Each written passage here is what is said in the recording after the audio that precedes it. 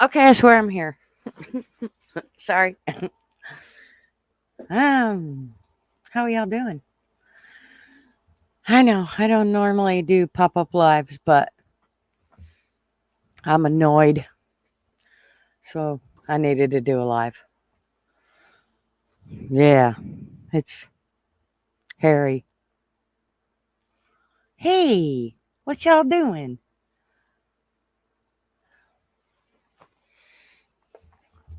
Yeah, yeah, definitely some frustration over all of this, especially as I see people talking about it and they give out incorrect information. Um, so I decided I was going to come on here and give out my own 2 cents. So that's where we're at. How's everybody's Sunday morning? Looks like we got about 7 in here. A foreigner telling the truth in the Philippines. Right on. Good day, North Coast, New South Wales, Aussie. Right on. Welcome. It's good to see new people come in and hang out with us. Love it. Let's start at the top. Who we got? Looks like Misha won the Sunday pop-up morning booby prize. Lucky you, Mishka. Judge Judy, Judge Maddie, thank you. I think I was just watching Judge Judy a little bit ago. And who else we got? Not Judge Judy. What's her name? That judge. It's not Judy. What's her name? Can't remember what her name is. Anyways, Jimmy, how are you? And Miss Sherry is in the house from Canada. And Miss Flatty from the UK. And Mr. Joey, what's up? And obviously, we got a foreigner telling the truth in the Philippines. So, you're a foreigner telling the truth in the Philippines, but a good day, North Coast, New South Wales, Aussie. Trouble is, I'm not. You're not new at 66. No. Yeah. Well, hey, it's okay.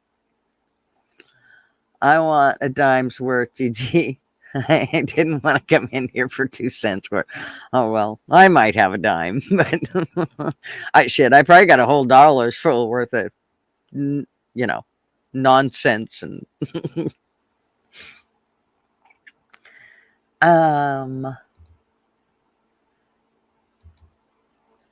Hairbag, good morning. How are ya, Grandpa?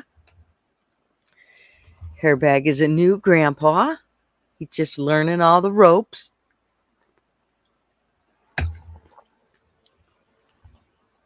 So, yeah, I'm going to say it right first thing. Let's just get it right out in the open right here.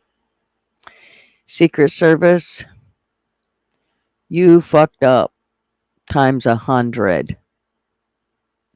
I don't care what anybody says standing there. I don't care how many camcorders or phones or any of that shit they were recording. First of all, if you were there, you were sitting in the middle of a crowd. They didn't get to see much.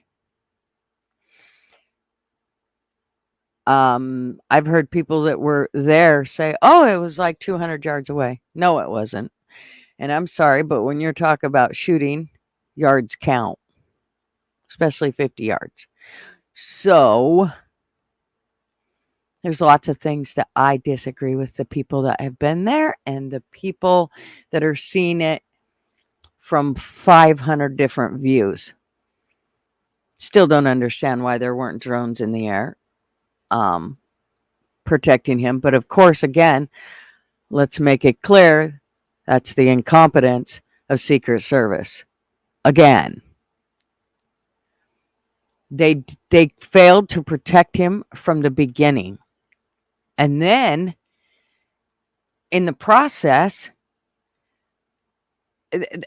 just the way they did everything was like nobody knew nothing. Did you see the women running around his SUV? The one bitch, she didn't know where to put her gun. Oh, okay. I'll just hold on to it here. I'm gonna go find that clip because we're gonna watch that dumb broad. I wouldn't want her protecting my garbage can. You can take every one of those ponytail bitches and get them out of the Secret Service. They have no business in there. They have no business in law enforcement in any way, shape, or form. Stop doing that shit. Quit putting women in there when they don't belong in there. Okay. Now I might be able to do this without being such a bitch. Nah, that ain't possible. It's probably just going to happen. I'm going to be bitchy.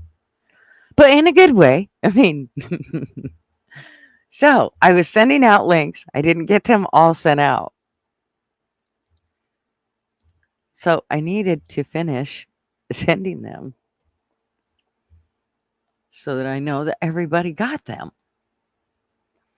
I even sent one to Yank, hoping to hear from him. And I was a good girl and sent it to his phone. Because if I send it through Discord, he never gets it. So hopefully we hear from Yank, because I would love to hear what he has to say. He's always a wealth of knowledge.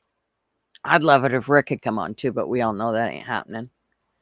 Because, I don't have 150 million animals. I'm not an animal collector. And I don't have 150 million subs. So he ain't going to come on our show no more. He do good. P. Digits, what's up? And Sugar Bridges. How are you, darling? Thank y'all for being here. Rick is playing with his, he's busy playing with his pickle balls. I'm never saying pickleball together like that. Not with Rick in the same sentence. It's always going to be Rick, pickle, and balls. Always. He did it to himself. So, I think what amazes me most is how clear that shot was. I don't understand why they wouldn't have had people on those roofs. I call it roofs. I don't understand why they didn't have them on there. That makes no sense to me. Why you wouldn't have had sharpshooters up on that roof as well. All those should have been taken care of. I don't that. I feel like the balls, they didn't just drop balls. They were literally bouncing those bitches out of the court.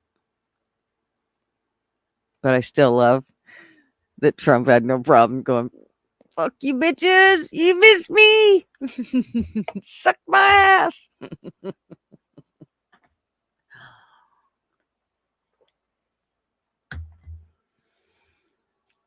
Hey, Michael, what's up?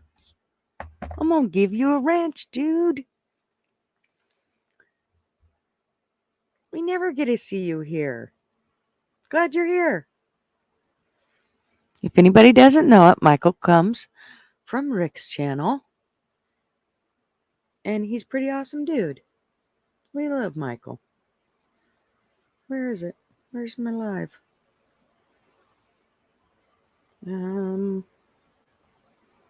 You'd think it'd just pop up for me. Yeah. Let me see here. So I give you a wrench so that you can sub up to others that you see that you want to go and visit with, or you want to watch their lives or whatever. You can go and sub up. All you do is click on their name. It'll say go to channel, and you can go to their channels and sub up and like their shit and all that good stuff. Just makes it a little easier. P Digits is in the house. I can't understand that either. Planning. That's so bad it appears on purpose. It sure does. To me, I mean, I just don't understand it. There are witness accounts of some of these that I do want to, because I think what happens is you get one person that sees it from one individual spot, but there are so many vantage points. And I mean, as I watch all these videos, I see a ton of vantage points. And as far as I'm concerned, when I look around, when you just look around as the video is playing, you can see a million places that should have been way, way better protected. Hey, Just Joe, what's up?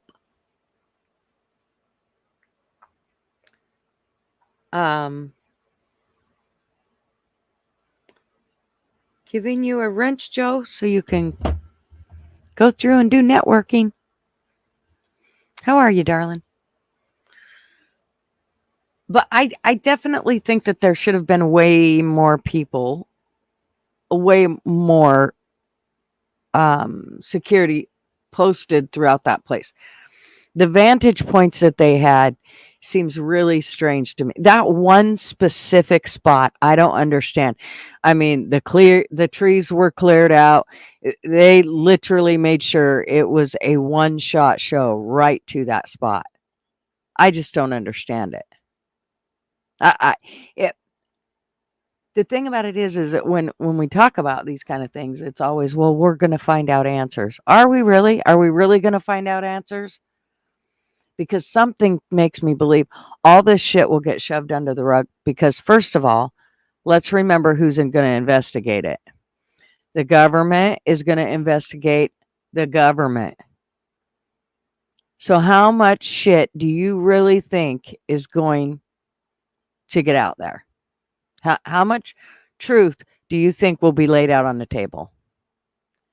Because I'm pretty sure it's going to be none. The only way we will find out the truth is if the citizens investigate it. That's what needs to happen, not the government. I don't know how many times I got to express, but fuck the government. They ain't doing nothing for us. In fact, they're destroying our country day by day. And they damn near destroyed the person that could help pull us out of the shit show that we're in. He ain't our savior, but he could definitely help us out a lot. But as long as you have so much government covering for government, it's never going to be fixed. Never. Hey, Cynthia, Fire Fairy, how are you? Good to see you. I think you came one other time. So it's good to see you.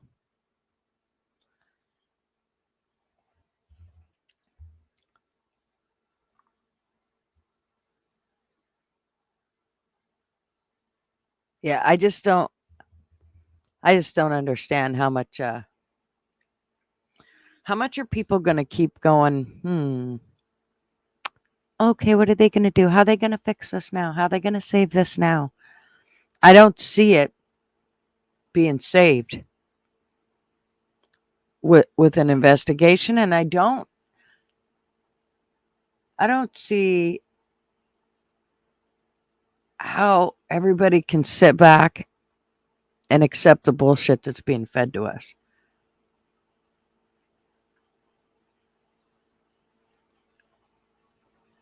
It kind of surprises me. I was watching a live last night and just watching how people could make excuses for things. Um, it's very frustrating because most of the people that were talking weren't necessarily patriots, but they were on the patriot side. And so the fact that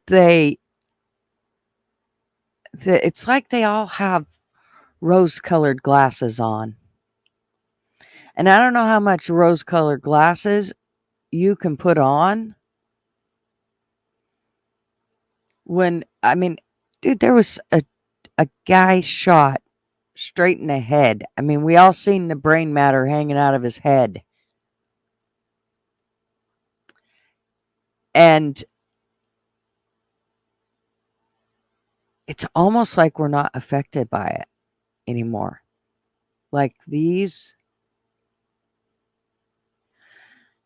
things that are happening don't seem to affect us like they used to. And I think it's done on purpose. I think it's I think it's for desensitizing, to desensitize us to all the nasty shit that's to come. And I think I do. I mean, this is just nuts. And I know lots of presidents have been, have attempted to be assassinated, but let's be honest.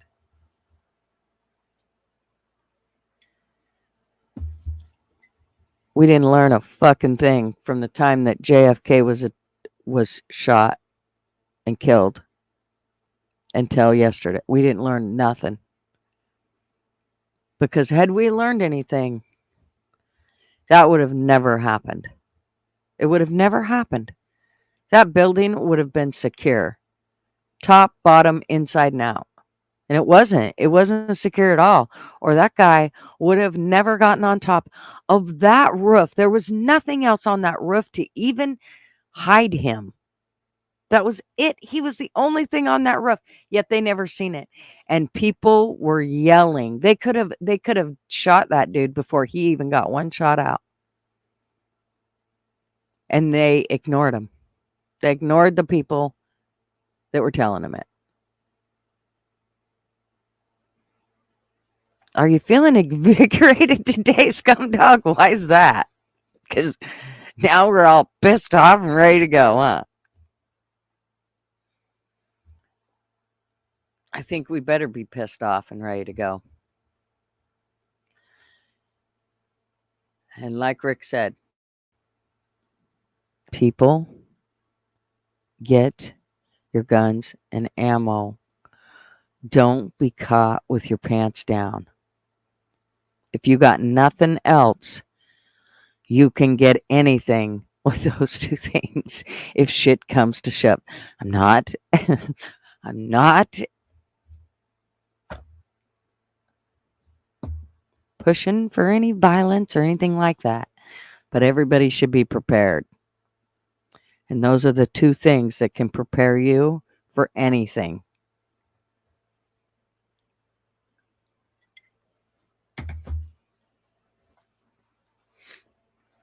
But let's talk about how bad they fucked up, because that's where I think the important parts are. Well, not really. I think it goes way beyond that. Do they talk in this one? Let me hear. Let's look at this clear shot.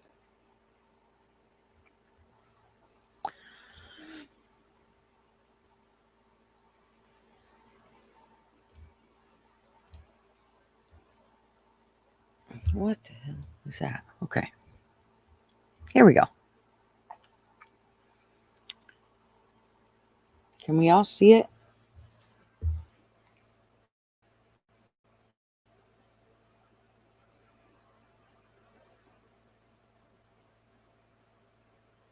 How do they not see him? How did they not see that? It was a look at the color of the roof.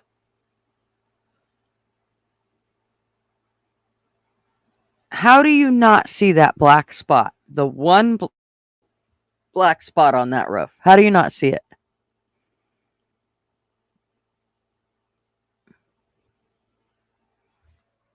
Can I slow it down? Mm.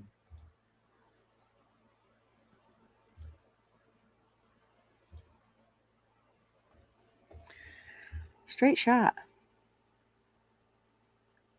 How do you not see him up there? I don't understand it. Why are there cars over there? Why are there any cars over in this parking lot? It was a straight. I don't get it. I just don't get. I don't understand why there were cars in that area. I don't understand why there was. That building should have been completely out. It was a Saturday. I don't care if they had business or not. They've done it before where they've cleaned out entire hotels just so a president can be there.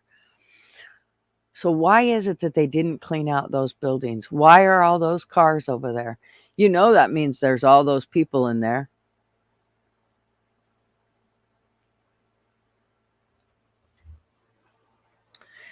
Makes no sense. And that's where the sniper is. Why wouldn't he have been over on one of those other why wouldn't they have put one on those other buildings?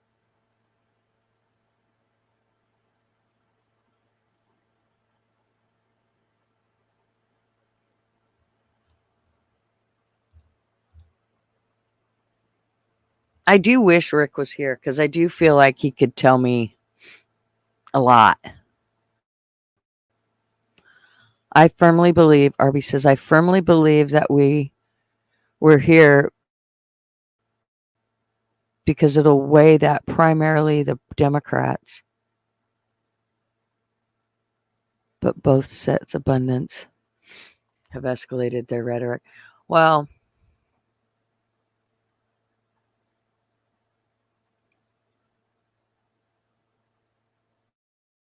Arby, I sent you a link. Why are you in fucking chat?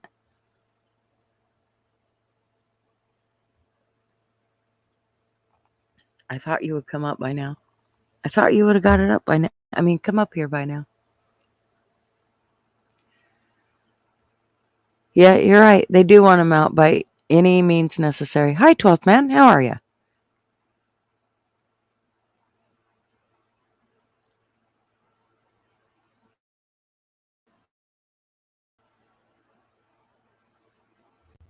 I can. Let me try it. He's probably playing with his pickle, but I'll give it a whirl.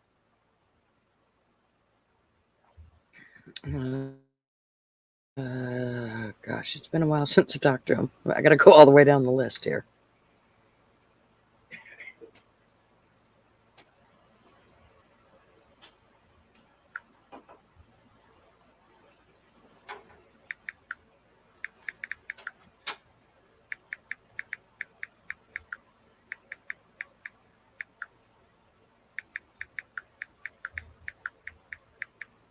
Okay, so if he comes on, make sure you have all your questions ready.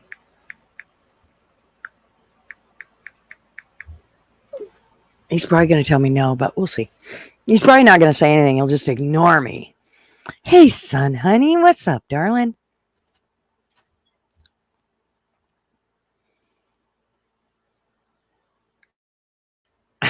Sorry, 12th man. I know. I'm terrible.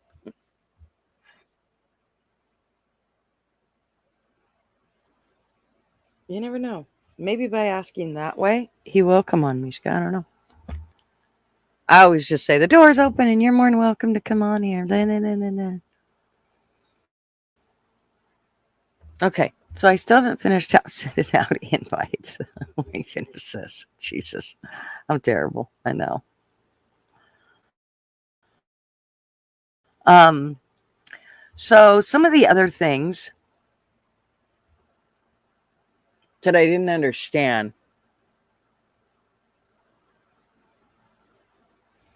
Let me send this real quick. It'll take me 2 seconds. Well, maybe a little longer than 2 seconds, but because I have a million people. Joey, I sent you the link in an email, but I did not send it. Oh shit. And I didn't CC him, so sorry. Y'all got each other's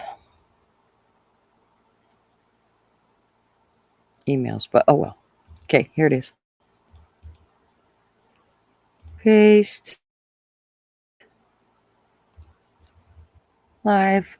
Now, sorry, I know it sounds short when y'all get this, but there you go. Okay. Now we can get back to business. Buddy, what's up?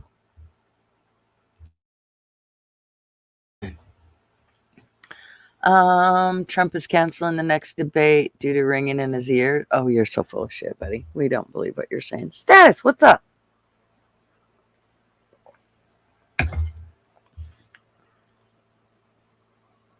So, let's look. Let me take that down. Let's see what else we got here. Where was it? How did I find all that shit before? Okay. So, first of all, let's be real clear that everybody thinks Twitter, it just lets you post whatever you want and, you know, you're all good to go and they don't censor you. Bullshit. Yes, they do. They took a bunch of my shit down yesterday. So, Elon Musk, you can suck my ass, as I've said before. Of course, you're well liked here, buddy. Why are you saying sorry?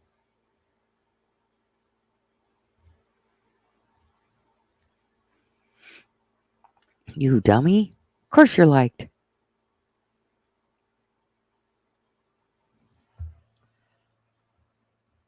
So, where's the one? They've probably already taken it down already. There's one that I want to show about the Italian dude. Can you see him right in that one? No. Where's the one?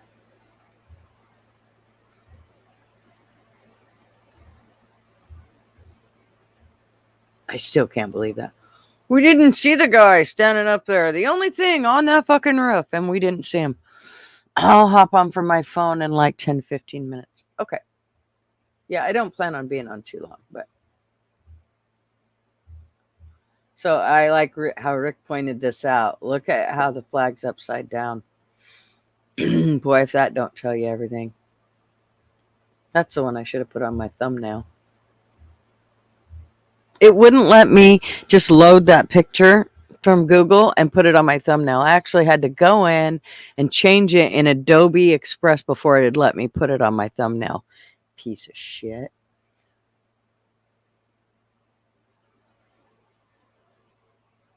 What is this? Oh, like, who cares? See, this is what makes me mad about Twitter. I asked about the Trump shooting and victims, okay? And it's showing me shit about Biden. I don't give two shits about Biden or the Nashville shooting right now, the school shooting. Really? So this is why I don't like Twitter. Twitter sucks. I'm curious about the lady on the stage, stone-faced. I know. Well, and did you see the one, the Italian dude? I think he's got an Italian flag in his hand, and he's got like a hat on, and it's like he knew the shots were coming. Where is it? Let me see if I can just pull it up. Well, I came to Twitter to pull it up because I thought it might. This ponytail, she needed to just go. Get the fuck out of the way.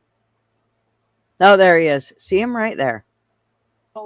If you want to really see something that said, take a look at what happened. Everybody sits down. Look at him. I don't know if he was just brain dead Or if he knew what the hell was going on. Listen to when they actually shoot the shooter. You'll hear the snap.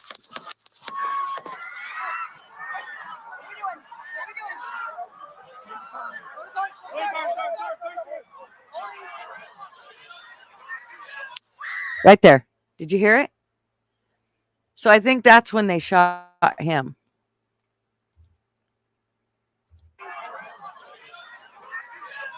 Right there.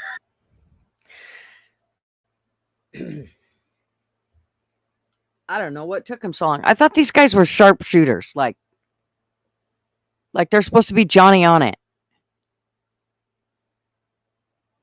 Let me just say, I'd trust my son or my daughter with protecting me more than these dumbasses.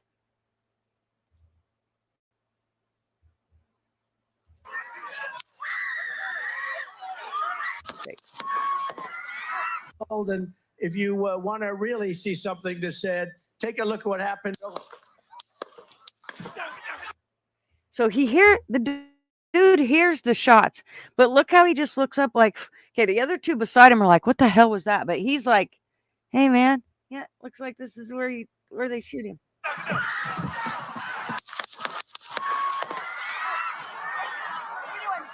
There's a better picture of it, but if you see, he just looks funky to me. I used to camp at that area of PA frequently, and there's a large Italian ancestry 20 miles west of the other side of that. Oh, that's good to know, son. If you want to really see something that said,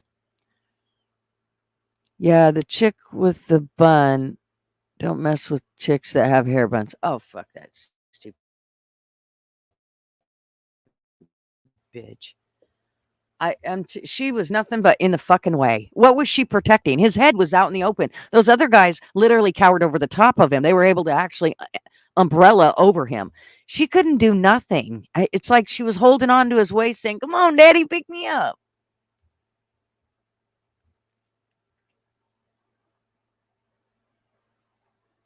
Oh, what's he yelling right there? Let me see this, please.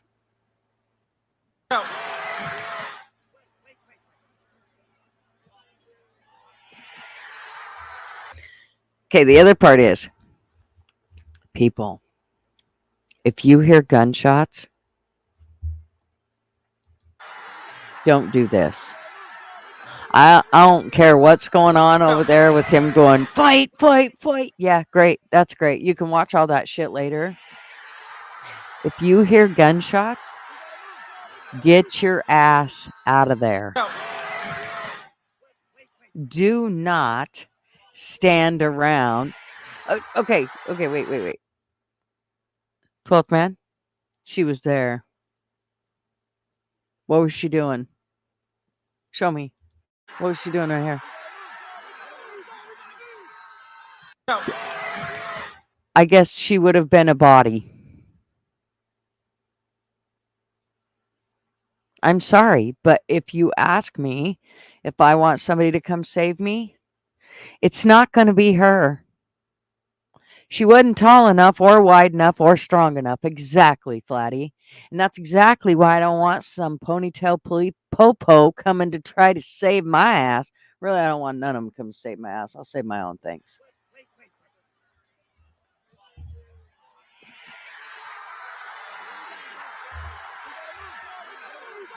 Like, what were they standing waiting for him to get done talking?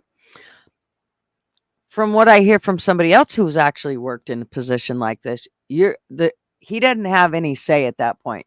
Trump didn't have any say as to how he was going to be protected. It's supposed to be them grabbing him, like when they took him down, and then he wanted his shoe. No, fuck your shoe. We're going, and we're going now.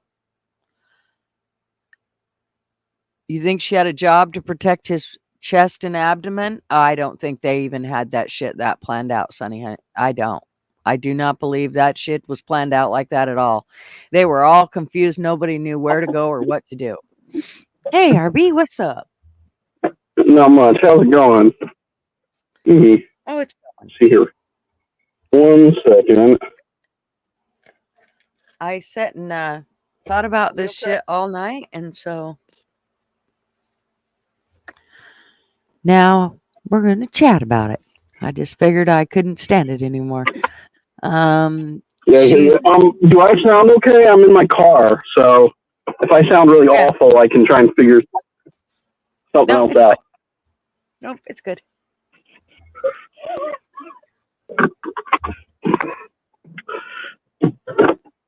You must be moving stuff around or something. Oh, Junk. She's in charge of the Chump family jewels, right, Junk?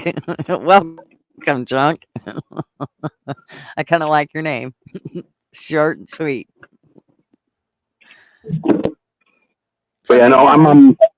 I'm doing okay. I was just over at my parents with Baxter saying hi. So he just got dropped off at home, and I'm heading out to run a couple errands. Aha.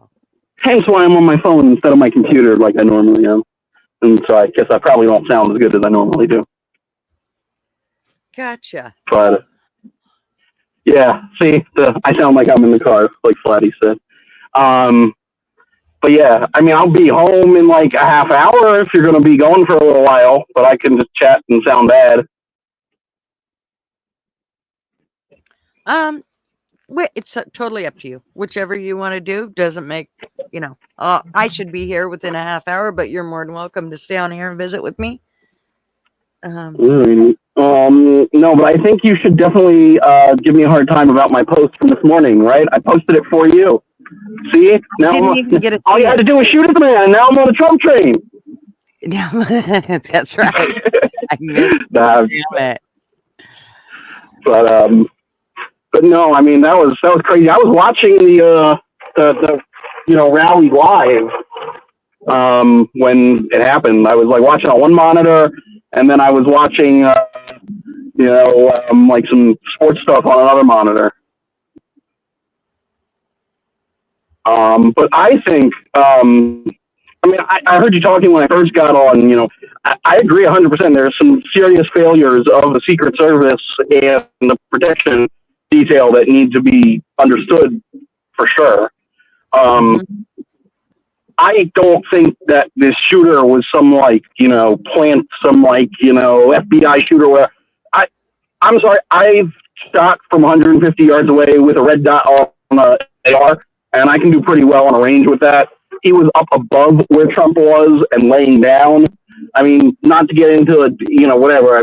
I heard you talking briefly about the Secret Service people and the police snipers and whatever, but Hmm. that's a makeable shot. That person, the shooter, I don't think was a very experienced shooter at Me all. either. I don't Like think so. I think they were a ideologically driven person who probably bought this gun and has used it very few times or recently got it and decided they were going to go do something. Because, Well, like I say, I well, mean, I agree with everything you're saying, but I do believe that. I mean, he may have been somebody that. I think that it's some. I mean, I think that they could have totally planted the dude up there or whatever. Now, do I believe that they did? I don't know. But I do think it's really strange that that open shot was left open. I don't understand why that would have been that way unless it was planned. I mean, these people plan shit out for weeks in advance or whatever. This is not their first rodeo. They do this all the time. They know the areas yeah, that need to be 100%. covered.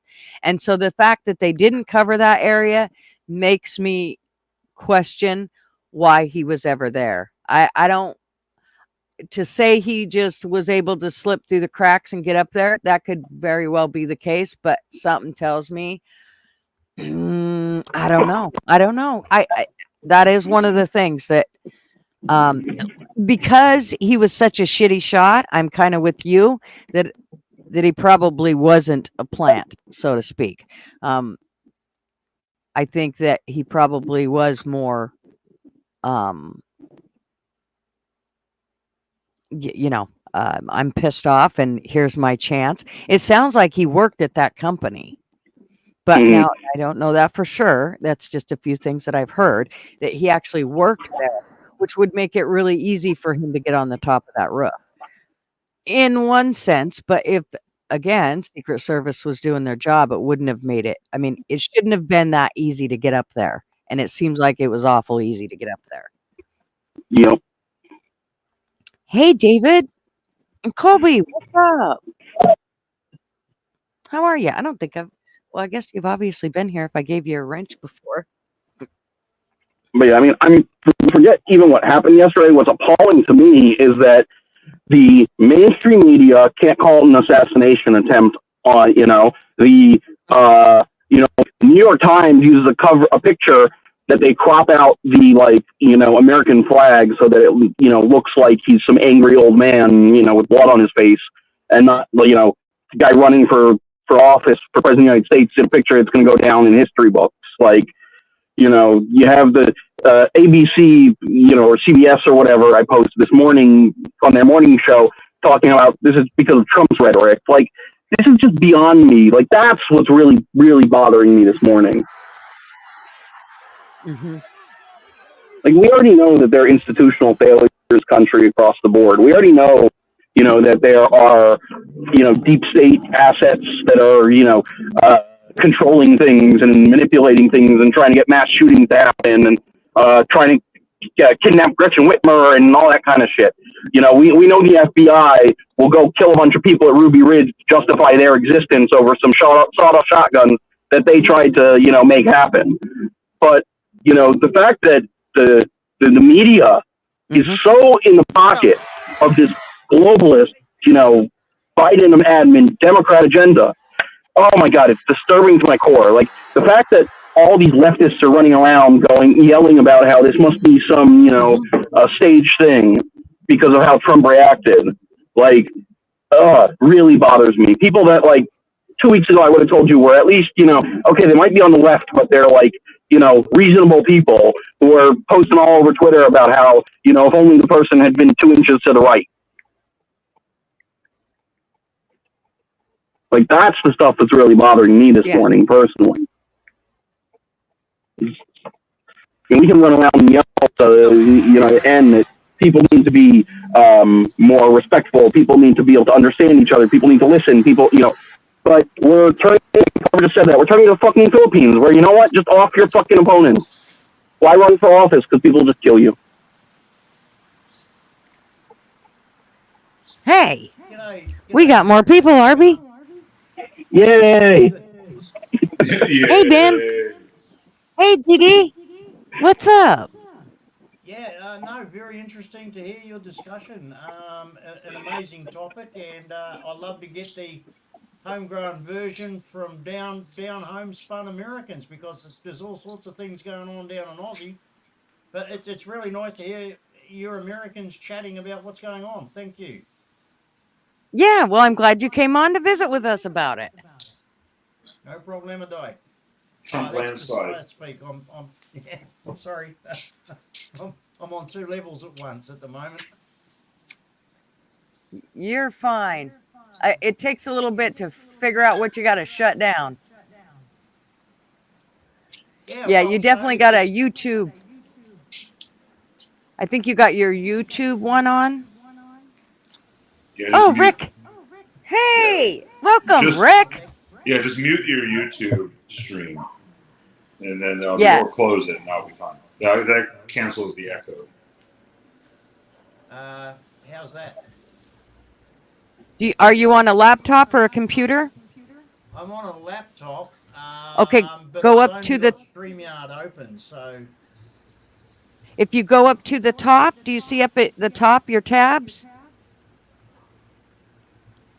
You should have a YouTube tab open if you close it out. Yeah, no, I'm not on. I closed YouTube. I've only got StreamYard open. That's it. Okay, so go in, and you need to Gutters. You can do this too. I don't know what you're on. Go in and do echo cancellation.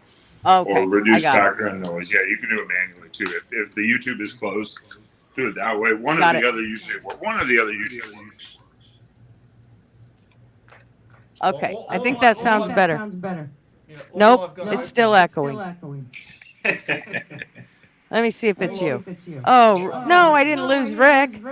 Oh, no.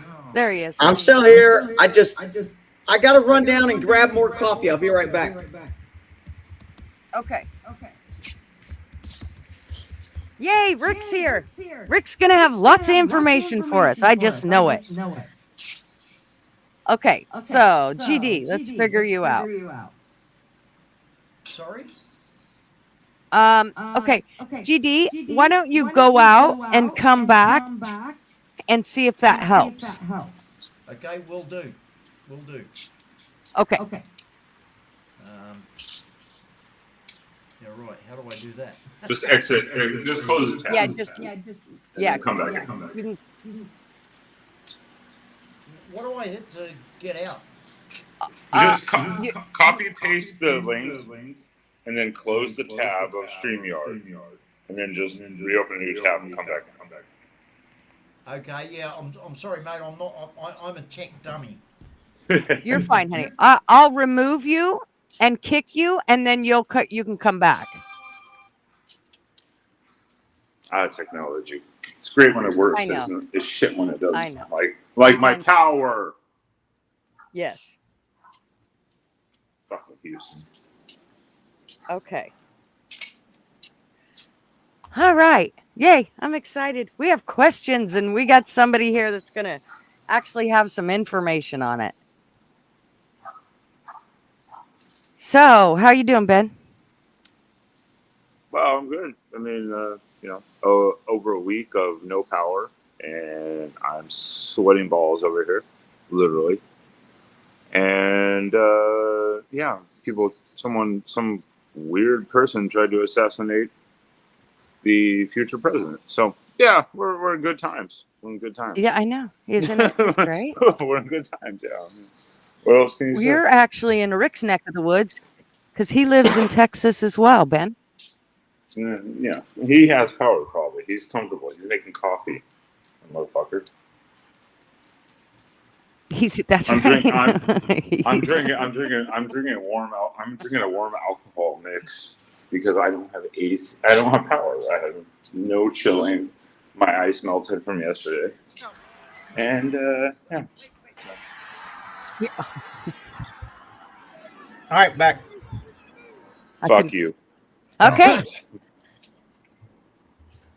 Okay, so Rick, let me introduce you. I think you already know Arby. I think Arby he's been in your chat before. But Exploring with Ben and Sam, I don't think you have met him before, and he is actually from Texas. Well, he's originally from Oregon, but he now lives in Texas. So, Ben, Sam, Rick, and Arby. Howdy. Fucking Texas. God, what this? I don't know why I don't know why I've lived here for 16 years. Why do I keep doing this to myself? Well, hey, I mean, it's better than freaking California, New York. I know, but I lived in North true. Dakota. I lived in North Dakota for a year and a half. I never lost power, and every time I've been in Texas, I've gone through Harvey. We lost power a few weeks ago with the one storm. We lost this power. Now it's been a week, and I'm like, yeah, that does. I hate Texas so much. I don't think it's all Texas. It sounds like it's by the coast. Yeah, it's more the electric company and who runs it and their unpreparedness and their stupidity, obviously. But like, I don't know why I keep doing it to myself. Other than that, Texas is great. Other than that, okay. Well, Well, I see it's Mishka's better. here. Yep, Mishka's here. She's one of my faithfuls, and Flatty, and Sherry from Canada. Oh, yeah. Sugar Britches is here. Yep, Sugar Britches. She's one of my faithfuls. I'm sorry, Gutters. I'm not usually up early enough to join your streams. It's so hot. I have to wake up, and usually I'm at work. So that's the only reason I don't join your morning streams usually. I gotcha. Oh, and Cheddar's here. Nice. Okay, so I do have questions for Rick, and usually he's very busy, so I don't want to keep holding him up.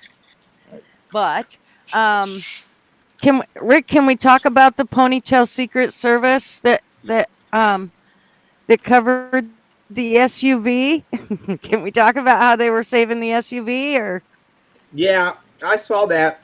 I actually have been saving all the Twitter clips and putting it in a different file. And I was going to upload a video, just kind of discuss. There's also a thing in Twitter where the Secret Service woman in charge just did a video a couple weeks ago, or maybe a month ago, and talked about how her main goal is to bring in more females. So she obviously reached her goal of bringing in more females, even though they may not be competent. Yeah, I think that's that's a great topic. I think that's something that's going to come in the next few days. Is like, did the Secret Service really do their job? One, there was obviously a breakdown somewhere. Where was it? And I do think one, obviously, I saw that video of her saying our DEI initiative, and I'm like, oh my god, this is when you start failing. When you just go to bring in different numbers and not qualified people. Because I served in the military. I did 3 tours overseas. I can't get a job in Secret Service. 1, I'm too old now. 3, secondly, I have a DUI. So I'm pretty much barred. If you identify as a woman, you might be able to get in. Maybe, but I'm gay, so I shouldn't have to. I should be able to just claim gay, that one. And I can't even do that. I can't even do that. I won't qualify. So, yeah, it's when someone says we want a DEI or department, no matter what it is, whether it's a restaurant or national security, you should immediately go, fuck, we're screwed. Because you're not bringing in then the most qualified candidates. You're going to eliminate 10 people to get this one person to maximize. Oh, fuck me, Oilers is here. Fuck, I'm out. Fuck me. And how are you? Be nice to Oilers. Fuck me. But yeah, Oilers, Rick, Oilers. Nice to meet you, Lou. Howdy. And I know this Bongino this morning. Somebody put Bongino did a good thing this morning. I would like to hear his input because I'm sure he was ragging on the Secret Service. Oh, Bongino he's like a man of men. He don't give a shit what you think. He just says it. I like him a lot. Mm-hmm. And he's had, obviously he's had a fucking. What was it? He has 30 years of law enforcement, Secret Service, all that type of experience. So he knows what he's talking about. He's seen the inner dwellings of that shit. There's no way I could come close. I was looking for it.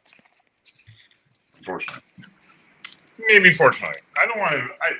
I think you have to be a special person to want to get involved in that bullshit, too. Mm-hmm. I can see the chat. Well, Rick has been through a lot of that. Okay, let's watch Bongino and see what he says here. I think this is the one you're talking about, Blister Bill. Are you talking about the one on Fox? Yeah. Right now, and this is why the Secret Service, the PR, Anthony Guglielmi, has to be very careful about what they put out. He says in his X post, and you can read it yourself. You don't need to hear it from me. That they deployed these extra resources and technology. Okay, well, which ones? You're telling me the best technology you have was deployed and you missed a shooter 130 yards? Say it was 200 yards. Secret Service CS team, Pete, the counter sniper team. And I'm not sure those two guys are Secret Service. We have remember that when we go to New York sometimes with high-level protectees, we'll use NYPD ESU counter sniper. So I'm not really sure either way, they'd still be briefed in. The question we have to ask is if that's the best technology we have, and we had a CS team up there with a shooter that, we're trained out to 1,000 yards in the Secret Service with the counter sniper team. How did they miss someone at most, 1/5 of the way there? It doesn't make any sense. And even worse, it's broad daylight on a white roof. So again, open questions here. Was there forward-looking infrared deployed? Was there aerial support, drones, helicopters? Something happened too. If you go back and listen to the audio, I want you to listen to this after I get off here. When Donald Trump, after this tragic thing happens, you'll see the Secret Service agents. And by the way, I know some of those guys personally. It takes a lot to run into bullets, divorcing the security failure. So at least they did that part, correctly, and they knew what they were doing after the security absolutely failed. But you're going to hear something if you listen closely. I swear to God, she's saying, "Daddy, hold me." The guy mentions Hawkeye on the scene. He's talking about those two, the black BDU with the tactical gear CAT element, that two-man CAT element. That stands for Counter Assault Team. That's a Secret Service Special Weapons Team, equivalent to our SWAT. So they're there. They all deployed and did what had to be. That the bunting around the front of the stage is probably armor. Donald Trump knew to duck. I mean, most people would. He saved his own life. That's just a fact. The evacuation did not go right. I mean, the rule with the Secret Service is cover the protectee and evacuate. The other rule is maximum to the protectee, minimum to the problem. Why minimum to the problem? Because you don't know that's the only problem. It could be a distraction. There could be another person in the crowd. So if you don't jump on the protectee, you could be looking at multiple shooters. So at least that part, the guys there, stepped up there. But the failure here is absolutely catastrophic. And I got to tell you, the Secret Service should be very careful. I can tell you and absolutely confirm from the horse's mouth, from multiple people, not just one. And I saw Congressman Waltz text this out before on X. There have been repeated requests to increase the security footprint around not just the residences of Donald Trump, but the body itself. And they have been rebuffed. Like I said, I can tell you actual quotes. The Secret Service directors completely failed and candidly should resign today. Kim Cheadle has failed Donald Trump and honestly failed Joe Biden too. He's the president right now. Where's the DHS secretary? I mean, this is, you're blaming it on manpower? So just to be clear, we're a $4 trillion United States government and we can't fork over enough money to keep our people alive? And then you're sending out tweets like, oh, this is the best technology we have. Really? To let a sniper 150 yards away from the potential next president shoot a piece of his ear off? That's your victory lap? Give me a break, man. Dan, I mean, you bring up so many. Sorry, I was saying 100% correct. 100%. Absolute nonsense. Amazing points. And I just don't even know where to begin except to ask you, why would the Secret Service not beef up more security for the man who is most likely to be assassinated in the entire world? Why would they not deploy more resources? Why weren't there drones over? Is it that this woman, Kimberly Cheadle, the director, is incompetent? Could there be something else there? What is happening? Is it DEI? What's going on? Well, Rachel, it's my job, if I'm going to give an opinion, to back it up. Opinions are like holes, right? Everybody has one. The difference between one opinion over the other in a courtroom and anywhere else is, can you back it up? I want everyone at home, go on your phone or computer now, and I want you to look up U.S. Secret Service, red ties, Donald Trump. Yeah, read it. The Secret Service was more concerned about protective agents around Donald Trump. If you think I'm making this up, go to a left-wing search engine if you think I'm biased. Go to Scroogle and put it. Oh, you're reading a story right now. They were more concerned about the color of the Secret Service agents' ties around Donald Trump, given the perception that a red tie was somehow. I've got red ties. I'm a Republican. It's nothing to do with it. I just like red ties. They go nice with white shirts. That's an actual. Oh, you see it right now. I'm not crazy. This is what the Secret Service was concerned about. They put out, 1,000 tweets about all of this DEI stuff. Do I know that's related here? I don't. I'm just saying, you have one job and only one job. Your job is keep the body alive, no matter what. Donald Trump, Joe Biden, Jill Biden, the president of Djibouti, it doesn't matter. That is your job. They absolutely, resolutely, 100% failed. Not a single excuse should be made. Not a single excuse should be attempted. This should be the subject of congressional hearings and investigations, because if they can't do this, and this is the best technology you had, then folks, there's no purpose anymore. This isn't the agency I grew up in. It's not. I spent 12 years of my life there, and I'm telling you, I know some of those guys personally. These are good men and women. But this was an apocalyptic security failure. And don't ever forget, an uneventful failure is never a success. And the fact that Donald Trump didn't die yesterday is no reason for anybody to take some kind of victory lap. And before we start sending out plaudits, we better look and do a hot wash on this and find out exactly how abysmal this security plan was. Well, uniquely, because you also have unique experience, Uniquely, you've been able to tell us today that the failure is on both the ground level and the immediate reaction, the advanced level, and seeing what could potentially be the problem, and at the organizational level in what kind of resources were given to Donald Trump over time. And as we said, you have the experience to know. Dan Bongino, thanks so much for. Yeah, I know. Alrighty. There's a lot going into that, but unfortunately, he just said congressional oversight into it. I'm sorry, nothing will fucking happen when you go to Congress. Congress is fucking useless. They will take like 4 years to do it, and be like, yeah, well, that was a long time ago. Who cares? Mm-hmm. Yeah, that's our Congress, unfortunately, too. What do you think, Rick? What do you think that Dan said? Well, Dan, I think he said a lot of things that I said last night, and I think he's correct. I mean, it's a failure, and just because they didn't actually complete the death, like I said last night, they're going to take a victory lap saying we killed the shooter immediately after he fired. Big freaking deal. He should have never been able to, especially now they're showing a ladder. I saw a picture of a ladder to the roof. Why was there a ladder even allowed around buildings? Those are supposed to be like a no-no. He went from one roof to another. The shooter, somebody saw him jumping from one roof to another. All this time, people are pointing him out. They didn't find it. Man, that's just a big failure. I'm not sure I'm in the camp of conspiracy theorists. It was planned and the CIA's behind it. But I definitely think DEI didn't earn shit. Diversity, equity, inclusion, whatever they want to use the initials, had a part in lowering the standard, and nobody's fucking safe anywhere anymore with government shit. Mm-hmm. Can I ask a question? Yes. I'm just wondering, from our point of view down under, we're getting our news down here, obviously not as much as what you guys are getting. A lot of people down here are wondering if this is going to increase or cause like a sympathy vote towards Donald Trump because he's now an assassination attempted victim. Do you think that people are going to feel sorry for him and vote for him on that alone? Is that... Because a lot of people down here are saying, was this a publicity stunt? No, I don't mean to be rude. I don't want to get mixed up in your politics and cause a contention.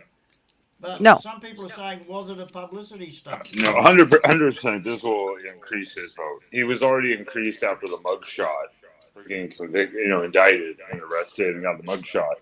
When he got then convicted of his hush money, whatever bullshit they pulled in New York, he got a boost. This is only going to massively increase his votes. I mean, massively, because the man literally had a bullet go 2 centimeters from his head. There's no way this is a publicity stunt.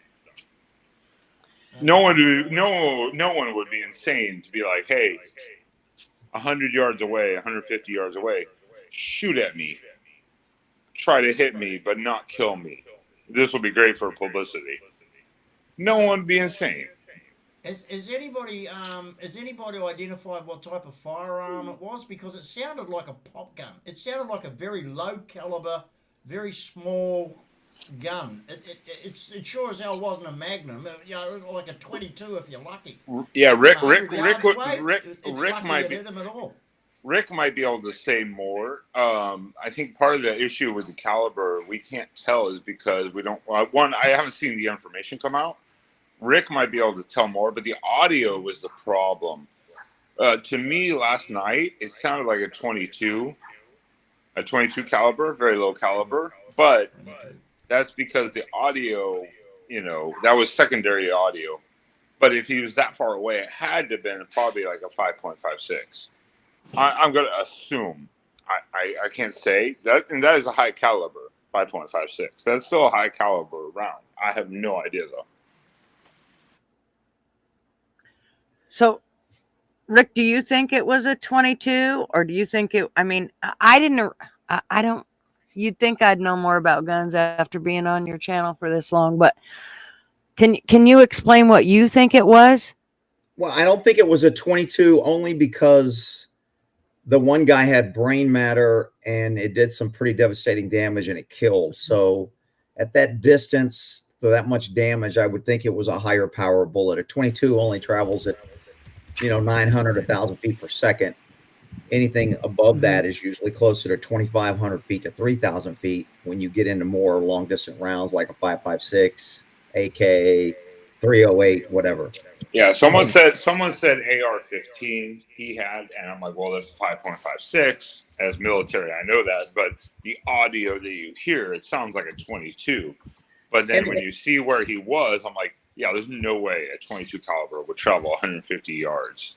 There's no way. I mean, you'd have to be stupid to think that you were going to shoot someone from 150 yards away with a 22 caliber. 22 can go up to a mile. I mean, it's going to No, move. I know, but you would have to be stupid if you're literally going to try to kill someone and you took a 22 caliber at 150 yards away. That's the estimated range from the stadium or the whatever you want to call it, the stage to the rooftop that the guy was at. A 22, and I mean, it could kill you, but I have to think it'd be a 5.56 caliber. The things I'm hearing is an AR style, and an AR rifle can be in any caliber. It can be a 22, it can be a 5.56, it can be a 308. I mean, yeah. That's good. That's a great point. I think the audio is what's killing us, is because we don't have clear audio. You just hear pop pop repercussions, but they were focused on the mic, not the surrounding audio. Well, that's kind of the killers. It looked like the Secret Service fired a 50 caliber from the break that was on their gun when they fired, and it sounded pop pop also. So I'm thinking it had noise dampening on the microphones. That's why we're not hearing exactly. Well, exactly. That's why I said the audio is why we can't really justify what it was. But I'm going to assume it was probably 5.56. It was definitely a high caliber. And then they showed the photo of the bullet going by him after he got hit initially in the ear. And you see it streamlined in the photo behind him, like very quick. It's there. You're like, holy fuck, dude. Are there any actual definite reported medical reports of his injuries? Like, we all say, okay, everybody's saying he got shot in the ear, but is there any actual proven medical report that's been published to say what his injuries are and how he's being treated? Yeah, from what I've heard, I haven't heard any of that. I have not heard it. Yeah. I have. I've read. I mean, they said he's fine. They showed him. I didn't see a big bandage on his head when he walked off the air, his plane. So, and again, I'm not sure that he got hit with a bullet yet. Even still, I don't know if it was a fragment or, the bullet hit something and fragmented out. And, with a 50 caliber, the guy obviously wasn't shooting 50 caliber. With a 50 caliber, more damage is done from flying debris when the bullet hits something than the bullet itself. So if he was using a 308 and he hit a brick or a metal pipe, it would be easy for part of the bullet or for part of the thing he hit to fly and cause damage when it hits something. Well, no matter what side of politics you're on, like we have the same thing down under here in Australia. We have two parties. You have the Republicans and the Democrats. We have the Liberals and Labor. Same thing. We got two party, and it's either one or the other. But it's a very sad day for any kind of politics in any democracy like ours. I mean, we're pretty much like you guys. We love being your allies. We love the fact that the U.S. Marines saved us in World War II, and I'll never forget that. That's why I'm a great supporter of America and your military. You saved me. I don't speak Japanese because your Marines saved us. It's as simple as that. But getting away from that, what I'm trying to say is it's a really sad day when in democracies like ours, when in decent countries like ours with morals and the social structure we have, it's a really sad thing that there are political assassination attempts. Bobby Kennedy, Robert Kennedy, Martin Luther King, Malcolm X, all those people that were assassinated by, for just doing their job. It's a real shame. And it's really sad to see it happen, whether you're a supporter of Trump or not. It's just a really sad thing that we've got people in our society who does that sort of stuff. When you have Ronald Reagan, in 81, Roosevelt, who was shot in the chest. You know, I mean, and those people, they survived. Well, that's why I said this is just going to make Donald Trump a martyr, more of a martyr than he already was in some people's eyes because of his convictions or indictments. That photo of him with blood on his cheek, fist pumping the crowd afterwards while they're trying to rush him off stage, and then the crowd going USA again, like screw this, and he's saying fight. Like it, the more shame is the media. A lot of the media coming out afterwards going, Donald Trump rushed off stage after he falls. That was a report that was made, and they had to change the title a couple hours later because they were like, oh, we're getting blasted. And, you know, there was so many how can you not say this was literally a presidential assassination? This was an assassination attempt. And yet some of the media, the left wing, the liberal, were like, nah, he was rushed off stage after loud popping sounds. He was rushed off stage after he fell. Yeah, I mean, like, I mean, what the fuck? His polls are going to jump. I do have to say that I don't. If there was one thing that I've been taught is that when anything seems funky, get the hell out of there. I don't understand why all those people stuck around. I mean, there was still nobody moved. I talked about this on. I mean, Rick could probably explain this too. He seems to have a lot of experience in this stuff. Maybe it's just firearms. I don't know. I don't use this as some sort of, I have a psychology degree, but there is a bystander conflict. That is an extremely honorable, indictment of the resolve of the American public. They didn't panic. I was totally impressed by that. First reaction, you hear shots, you're going to run. They didn't panic.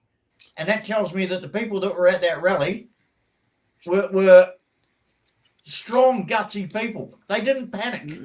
Well, they do panic, but there's it's literally a psychological term. It's called like a bystander impact. Basically, when something happens and you're not sure what it is, you think someone else is going to do something, so you just huddle, basically, or see it through. It's a psychological impact. I was impressed with the crowd. I'll tell you now. You know, well done, Americans. That's all I can say. Well done, Americans. My ass would have been out there. I would have pissed myself. I mean, if I heard gunshots going off, I'm not. I own a firearm, but I fired firearms, obviously, being overseas. But I would have pissed myself. I'd be like, No, I just would have I would have strolled out of there very quickly, and I would not have waited around to see what the hell was going on. I wouldn't have, none of that shit. I think that was the dumbest thing they all could have done was stood there and went, I don't know. What if there would have been two? What if there'd have been two shooters? Well, remember too, someone did die, and a couple of other people got injured. Besides the killer being taken out, which they took him out immediately. The Secret Service squad, not the suits Secret Service, the behind the scene Secret Service, the actual squad. Remember, they took him out quick. But someone did die. So is somebody going to lose their job over this? They better. Someone fucking needs to lose their job. If no one loses their job over this, then what the fuck are we doing? I mean, there's no way you could predict this. I mean, to sack somebody because shots were fired. I mean, I don't think that would be fair. Do you? Well, it should be predicted. It should be predicted for every time that he goes out. That's their job. They should have protected him, and they didn't. They failed, and they failed miserably. Rick, one of the questions I was going to ask you is, shouldn't there have been people on those buildings right there where it was a clear shot right to the stage? Well, you can't necessarily put a man on every building that has a shot, but you at least want visibility of every building where a man can have a shot. So they should have been at a higher point, and they weren't. And you couple that with people yelling, there's a guy on the roof, and their response was slow. Then after shots are fired, the response was slow, and they didn't evacuate. That was slow. So I mean, there was just an obvious lack of I mean, the Secret Service kind of likes to pride themselves in being the best protective agency out there, and they are pretty good, and they have a lot of money, and they have a lot of people, and a lot of equipment, and a lot of pre-planning, and there's no reason for them to fail, really. But it also, if somebody's willing to die to get to you, it's very hard to protect you. Those are the worst. If you're willing to die and give your life up, you can usually get close enough to pull a knife out, cut a throat, stab, whatever. Yeah, I know. Rick has the most basic point right there is it seems like complacency, because in the military, when we did security patrols, our thing was, look, there are people that want to kill us. Be aware. And this seems like complacency at its best, where they were like, this area is secured. We're not going to worry about the outer zone, even though it's still a danger zone. We're not going to worry about that. It seems like a complacency thing, whether that comes down to DEI or training or whatever. Someone has to get fired or held accountable, or again, what the fuck is the point? That never happens in government. So I know. Well, hey, I got a phone call I got to take, guys. So I'm going to get out of here. Y'all have a good day, and I'm sure more information will be coming out. Oh, I wish I could ask you more questions, Rick, but I know you got to go. Thank you so much. All right, for we'll coming see you, on. girl. Thanks, darling. Bye. Everybody, y'all need to sub up to Rick. If you're not, I'm telling you, he is the dude that can teach you a lot about things that you never knew you needed to know. But trust me, you do. So if you're not subbed up to him, make sure you do. Rick, if you are still listening, if you would type in chat, I can mod you up. That way you can always be able to go and, just if you let me mod you up. So if you'll just type in chat, that will be awesome. If somebody can post Rick's link because they love me, that would be awesome too. But no one loves you. I know. Well, I'm so glad you came on. Will you type in chat? Sorry. I don't want to forget. If I could chuck in some crass Fuck Aussie me. humor here, you know what we're like. We've got no decorum whatsoever. So I'd like to ask if you'd send all your would-be assassins down under, because we have a shitload of politicians who need a bullet in the brain. The trouble is they've taken our guns away, so we can't shoot them ourselves. So send them all down here. We'd love them. So just to bring this away for a second from the politics of it, they released the name of the guy who was killed at the rally. Yep. He's a former Buffalo Township fire chief, is what they're saying. And his name was Corey Comparator. I don't know, it's kind of popping up all over Twitter now. But and there's like GoFundMe's that have started and things like that. If people are able to, I think it's a good thing to show that people support the victims of this. Like, all right, Trump almost got killed. Obviously, the political implications and all that, but there are real people here too. Okay, that was the victim, the one who died. Okay. Yeah. I thought you said the shooter, and I'm like, no, the victim, the guy who was shot. Yeah. The guy who was shot. Yeah. Because I was like, the shooter. The last I heard, they confirmed him as a 20-year-old, whatever his name was, John something, whatever, and he had donated to like Blue Dot, like whatever, some sort of left wing thing, but like $15. I mean, he was only 17 at that point. He was 20 when he did his shooting attempt and killed, obviously, yesterday or the day before, whatever. But then he registered as a Republican, which is bizarre. So we have no idea who this guy is or what his, and apparently he has no social media. Apparently they're like, this is the only 20-year-old in the world that has no social media. At least at this point, no one can find it. Apparently, I'm like, yeah, to not have any social media. This guy was like off the grid or something. Was he an American citizen? The picture we yeah. He's apparently he's a white guy. He's a white guy. His name was like Johnson Smith, and they put his middle name out too, I think. But I mean, yeah, it's Thomas Matthew something or another, I think. Yeah. I mean, it's the whitest name you could fucking think of. So this guy was some sort of just locked up lunatic guy that just had no idea what's going on in the real world or something. That's what it seems like. He has no social media, period.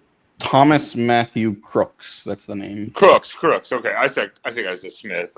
I meant or Cook. I meant Cooks, but yeah, Crook. Yeah, it's white. I mean, it's white as shit. It's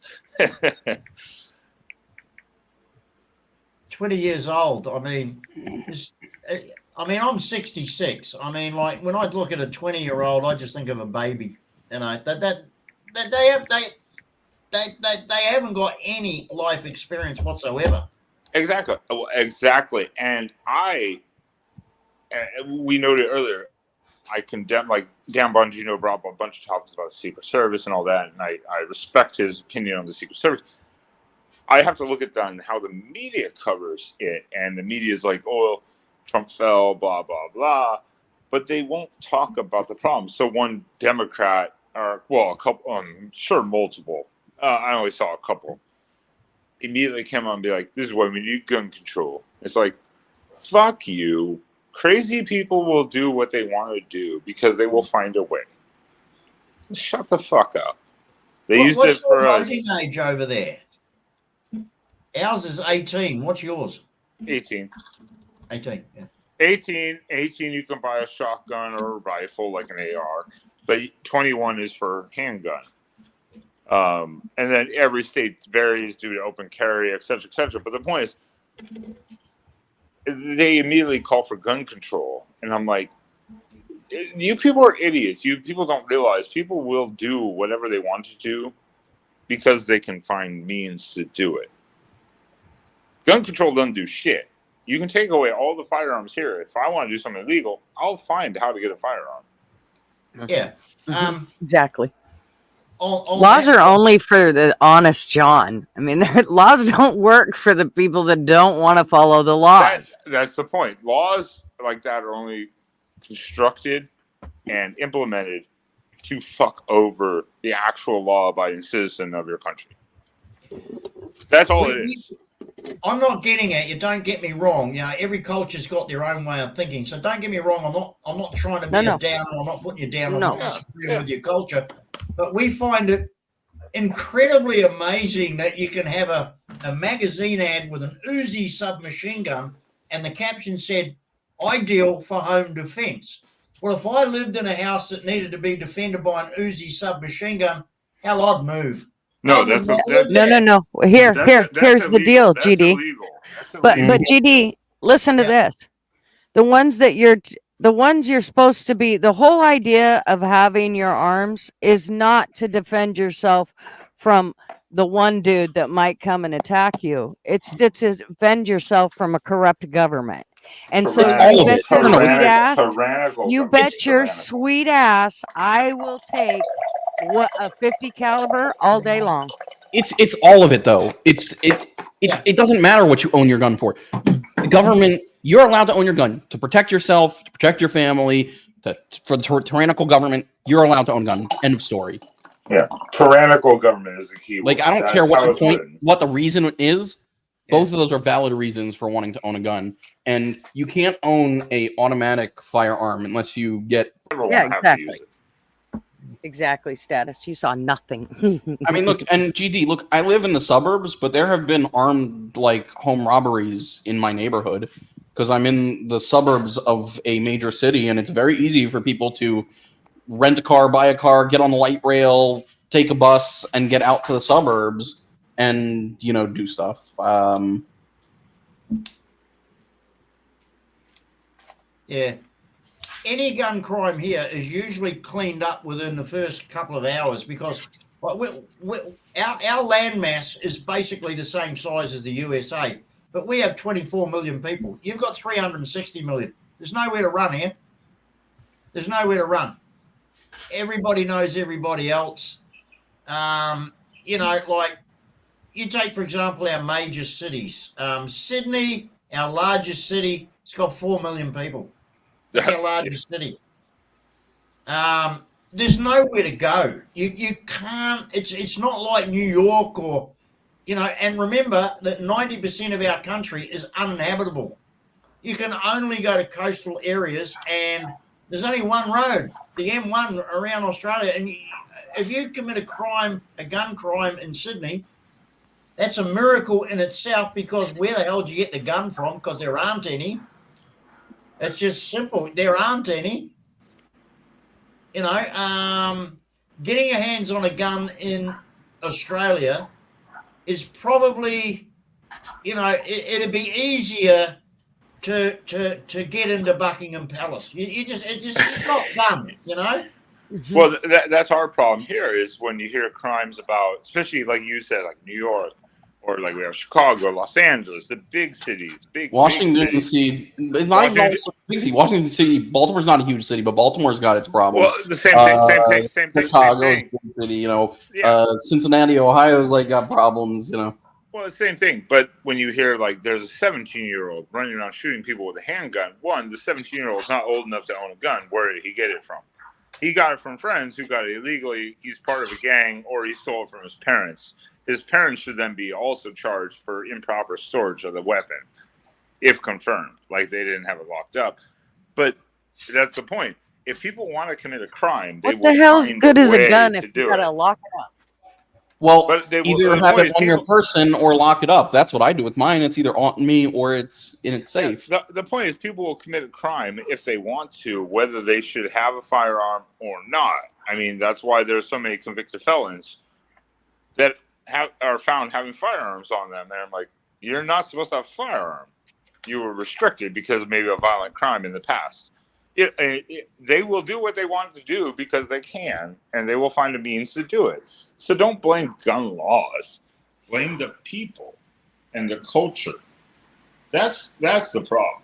The laws only restrict the people that give a shit about the law. Look, I have as much a problem with the people that are anti-gun as the people that go buy a gun, go to the range once, or fuck it, don't even go to the range, put it above their shelf in their closet, and think that they know about guns. Or the people that go, I got my carry license so I can carry, and they go to the range once a year, if that. Yeah, no. I get what you're saying there, RB, but in a pinch, I would rather see the innocent one with it in case they ever needed it versus not having it, so that the criminal can come along and take your ass out. For training. I'm advocating for training. I agree. Yeah. I agree. Yeah. I get you. So I took I've owned this firearm since 2017. I got it in 2011. I bought my firearm in 2016, 2017, my handgun, and finally I was like, you know what, Sam, if I'm not here, you need to know how to use this. So I took him to the range. I put him through a training course, and then he's gone to the range, and then he did range day. Then we took him back a few weeks later, so he could be comfortable using the firearm. Because I'm like, you've never handled a firearm before, So I let their staff put him through the training course, even to make him comfortable, because I'm like, maybe I'm not the best one since I went through military training, and I was already familiar with firearms before that. But at the same point, it's like, yeah, you need to know how to use this though correctly. No, I mean, I see it amongst all the people between, let's say, we're probably close in age, but people in their mid 30s down to their 20s. You see all these people getting all these I need to put compensators on my pistols, and I need to get all this fancy shit, and I need I happen to like my red dots. I need the purple but I need this and I need that. And they're getting all this stuff. And I think that spending money to on a tool is going to make them better, as opposed to them spending the energy, the time, and the money to make themselves better. I can shoot just as well with my Glock 26 with its tiny little grip with its iron sights as I can with my Glock 17 with the full grip and all souped up crap that's on it with its dot on it. Well, this is the one thing that Rick said to me when I was trying to figure out exactly which handgun I wanted. And my daughter had a hammerless 357. Small, compact. You can hold it just about. I mean, you can keep it pretty much anywhere. But when you shoot that some bitch, 380, you mean? The pocket purse, 357. yeah, no, it's a 357. But Oh, when revolver. you shoot it, yeah, it's a revolver. And when you shoot it, the problem is it kicks back at you and it smacks you right there in where your thumb and your fingers come together, right in that spot, and it keeps hitting you. But it's like Rick said, when you need this, you're not going to shoot it 17 times to hurt your hand. You're going to pick it up and you're going to do what needs to be done to protect yourself. And then that's it. It's not. So worrying about whether it hurts your hand or not really doesn't matter. You do need to not have that reaction for if it does hurt your hand, though, to want to flinch, because it will make you flinch because you know that pain's coming. So you got to get over that whole, ow, it's going to hurt when it hits. Mostly of the time, it's used actually as a scare tactic to run off people that are trying to break into your property or steal your shit. And you're like, yeah, well, I was one always shot told that will scare people. But you need to be ready to use it. I have fired a 50 cal Desert Eagle conversion, and good God, 357's kick a 50 cal. Holy fuck. Those things, that's ridiculous. That shouldn't be legal. I don't know why those are legal. But as to Rick, yeah, mine is just a 9mm Beretta. I don't have a palm safety on it. Very smooth action. But the point is, you need to know how to use the firearm correctly. Yeah. That's the main point. I mean, and also, sorry to cut you off. Apologize. No, you're good. You're good. I was saying that's it, because if you don't know how to use a firearm, it's a paperweight. It's useless. Mm-hmm. Mm-hmm. And it's also to train for the situations that you want to be prepared for. So like the two situations that I train for are somebody like coming at you that 3 to 5 yard range of drawings, just get shots on target out of your holster, for a self-defense CCW situation. And then the other situation I train for is, like home defense, which is, that further distance, that 15 yards, at max, kind of with moving at the same time. Yeah. No, 100%. I mean, I train Sam on close range and far range targets. Now, not moving. He doesn't need to be that skilled. But I mean, I technically was hired on. They just were wanting my paperwork from court, unfortunately, because I got a DUI. Because I was going to be a federally armed security guard, hired as a federal guard that's armed, and they were just waiting on paperwork. So that fell through because they're like, well, we need the paperwork, and then they filled the position. I'm like, motherfuckers, because the court took so long. But yeah, I mean, the point is, training is everything. You have to go do it at least once in a while. I mean, fuck me, to be familiar with the object, know how to fix a correction. Like we had Sam on the range had a couple double jams where it double loaded basically. Mm-hmm. And I had to show him, like, okay, if it does that, you've got to lock it back, clear quickly, drop, just really basic stuff. But I mean, again, if you don't know how to use a firearm, you don't know what is going on. So I'm like, yeah, you got to drop the mag, preferably drop the mag, probably clear it, and then reload it. And it's like I have a Glock conversion kit for my 22, a 22 conversion kit for my Glock 17. And I don't give that to somebody who has never held a gun before as the first thing to shoot, because it has a habit of stovepiping and a habit of misfeeding and double feeding. And the last thing I want is somebody that's new to holding a gun turning around on a range and trying to hand me a gun while it's loaded. Oh, that too. That too. Habit of that like, too. Oh, hey, it's not working. Even these range guys that trained him, they apparently told him, put the gun down this way. And I was like, why would you put the gun down where I can't see the barrel? I want you to put it down this way. Now, it's a right hand, obviously it's a right-handed gun. So ejection port's on the right side of the gun. Put the gun down so you can see the barrel and the chamber. It's a very simple, common tactic in firearm use. You want to see there's nothing in the chamber, no rounds are still there, the mag is dropped, and put it down on safe. And they didn't train him that. So I kept telling him, stop doing that. Do it this way. I'm sorry, that's just common gun safety. Same thing when you pick up a firearm. You always make sure it's cleared. That is the first conscious decision you make as a firearm owner. Make sure the gun is cleared. You always act like it's loaded. You always take precautions. So, okay. Anyways, gunners. I think we've been talking about gun safety. No, I think always talking about gun safety is a good thing. So. Well, I was gonna say, I don't know if that helps frame GB in any way in his assessment of at least these Americans and guns. I was about to say, we've been talking about gun safety for quite a long time, so I was like, okay. No, I think it's always, there ain't never too much information about it. I always just like to make sure that it's, the one thing I did notice was Son Honey had said 2 words, muscle memory, and I do agree, except I do believe that you can get in a bad habit from going to the range too much and doing the same thing over and over. When something happens, it might not happen the way you practiced over and over and over. And so when you talk about muscle memory, just going to the range and picking the firearm up and shooting it doesn't necessarily give you that same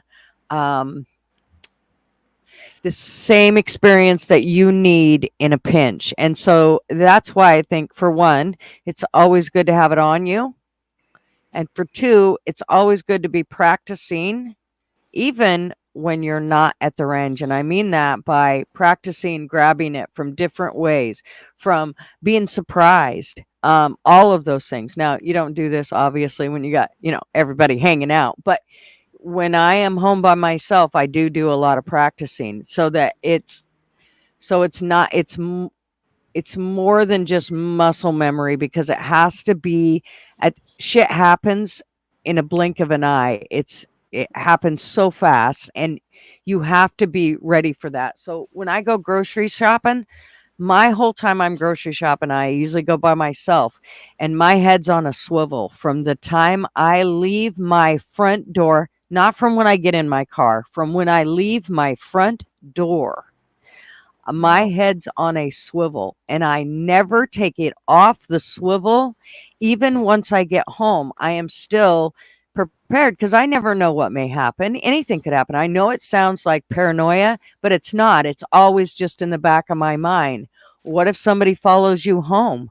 What if they're hiding in your bushes when you walk up with 2 arms full of groceries and you can't open your door? And now you've got all this stuff in your face. And so these are all things that you have to continue to think of. So when people say muscle memory, I think they need to realize that just going to the range, and because you're very restricted at the range, you stand with the gun. When you're done, you empty it, you put the safety back in. I mean, all this shit has to go into play. When you're in real life, none of that shit happens. Muscle memory is important because that's how you remember to activate the firearm. But as you just said, it's situational awareness. I'm still, and I mean, I'm a 37-year-old white guy, whatever. I'm still situationally aware of my surroundings when I go places, because I go, this is a sketchy place, and I don't have my firearm on me. But it's like anywhere you go, there's some weird people around here. I'm going to be aware of these people. It's just called being aware of your surroundings too. Mm-hmm. Like you say, well, and so important. People don't talk about it enough. Yeah, things happen. They don't. You need a couple of months in Aussie love, because you will freak out, because you will go home so de-stressed it's not funny. But listen, love, look, thank you so much for having me on tonight. It's nearly 3 a.m. here, and I am oh my goodness. Well, we're at the bottom of the world. Remember, that's why we call it down under. Listen, that's right. For allowing me to come and bore you with my silly opinions. I really appreciate meeting you guys no, and hearing American people talk to me in America about America. It's really great because we only get news. So to actually speak to Americans on the spot and get your opinion, hey, thank you very much, guys. You have a great day that's coming up. I'm going to sleep because it's 3 a.m. But thank you very much for putting up with this dumb Aussie. Oh, you can handle 2 more hours. Suck it up. Hey, cheers, guys. Take care. Thank you for coming on, and come back anytime, hon. Bye-bye. But yeah, to add to what you were saying, so dry fire training is good. You can do that. There are some tools that you can get for dry fire training at home that allow your trigger to reset, so that you can practice multiple shots. In theory, there's tools that provide. There's something called a cool fire trainer that gives you like a magazine that has blowback, green gas blowback added to it, which is kind of cool, but it's expensive. But what I used to do when I had some friends that lived out in near me in a little more country areas, we just got blowback airsoft pistols that were the same weight as and real equivalents of our guns, and we would just run around in the woods playing airsoft, practicing moving and shooting that way. It's not exactly the same, but it's similar enough that you can actually learn and do. That's right, status quo. You keep that fucking Bud Light to yourself.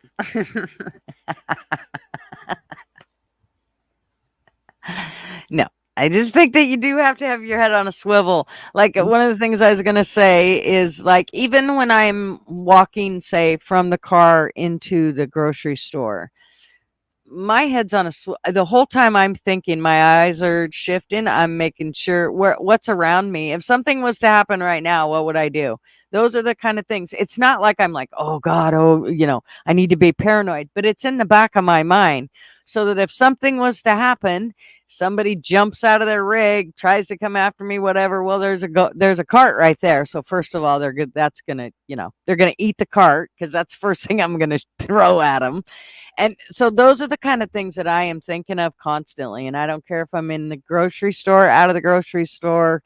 It doesn't matter where I'm at. I'm constantly thinking about those things. And I think that we don't think about those enough. And that's what gets us in trouble with those kind of things right there. I mean, we see it every day. People missing, all that kind of shit. And then pretty soon they're found it, looking belly up in a pond somewhere. And, well, being aware of your surroundings could help out. So those are just, things that I constantly think about, that I watch people that got their phone. They're not even looking. The minute they get out of their car, they got their phone and their head is in their phone. They're not paying attention to what's around them, any of that shit. I never pick up my phone when I'm out in public like that, not paying. I mean, if somebody texts me, yes, I might look at it. But before I do, the first thing I do is do a quick shake, like, anything going on around me, before I, open that phone and look at it, because there could be somebody stand behind me and I didn't even know it. I hope this was right, Discord. I sent it. No, okay, I'm going to go look right now. Outpost right this second. Yeah, situational awareness is so important, and too many people don't give it any thought. Yep. Got earbuds in, and in their own world. Like, if I'm walking around with an earbuds in when I'm in public, I have one earbud in, and I have it on the setting where it hears through, and I keep my podcast, music, whatever, on low, so I can hear what's going on around me. Mm-hmm. And that's in places I'm normally at. If I go to somewhere where I'm not used to being, or a place that I know is less, more sketchy area, I don't put earbuds in. I'm head on a swivel, paying attention. You know what I mean? Mm-hmm. Yeah. Yep. But yeah, you see people 2 earbuds in, spacing out, no idea what's going on in front of them, head buried in a phone. Not even a clue. The other day when it was 103 out, and we were headed to my granddaughter's volleyball game, and we drive by there. We have to go by the grocery store, and then you hit the next light, and that's where we turn to go into the rec center. And off to the right, Marvin goes, "Look at that dude." Not only is he in shirt and pants and a hat, but he's sleeping and he's got a blanket on him. And I turned to look, and it's not a blanket, it's a sleeping bag. And it's completely on him. At that point, I put the window down and said, "Hey." And he kind of rolled over and looked at me, and I said, "You all right?" And he said, "Yeah." And I said, "You might want to take that sleeping bag off there, buddy. It's 103 degrees out here." And he did pull the sleeping bag off and then rolled over onto, I'm sure, what he thought was going to be a little cooler grass and went right back to sleep. I thought, holy shit. I mean, and yeah, there was somebody else was walking up at that point and was like, "Are you all right?" So we went ahead and drove on. But otherwise, I was gonna get out and give this dude water or something. That was kind of that was a little freaky. He didn't look like he was homeless either, except for the fact that he had a sleeping bag. Nothing else, just a sleeping bag. It was really weird. So I mean, but the whole time I'm thinking to myself, who's around? Like, what are they? Is this a trap? Those are the kind of things that go through my head of what the hell's going on. Supposedly in a half hour, Biden's supposed to be giving a speech. Fuck Biden. Fuck Biden. Fuck Biden. Be like, Sorry. He's gonna be standing there and he's gonna start reading off the teleprompter about how it's such a dark day for America or something like that. And they then had he's to go find some cocaine. Then he's gonna get off the teleprompter and you're gonna hear him start babbling and he's gonna say something like, "If only it was 2 inches to the right," and then it's gonna cut off. The TV's gonna cut off. The streams are gonna cut off. This man. No, sorry, we can talk about this. We can talk about this all day. This man is a fucking idiot. Sorry, Sam was like, "I'm gonna go do laundry at my parents' house. I don't want to find you drunk when I get home." I'm like, "Well, there's nothing fucking else to do, motherfucker." He had a shit show with me last night, so I've been secretly drinking. He doesn't want to find you. What is that?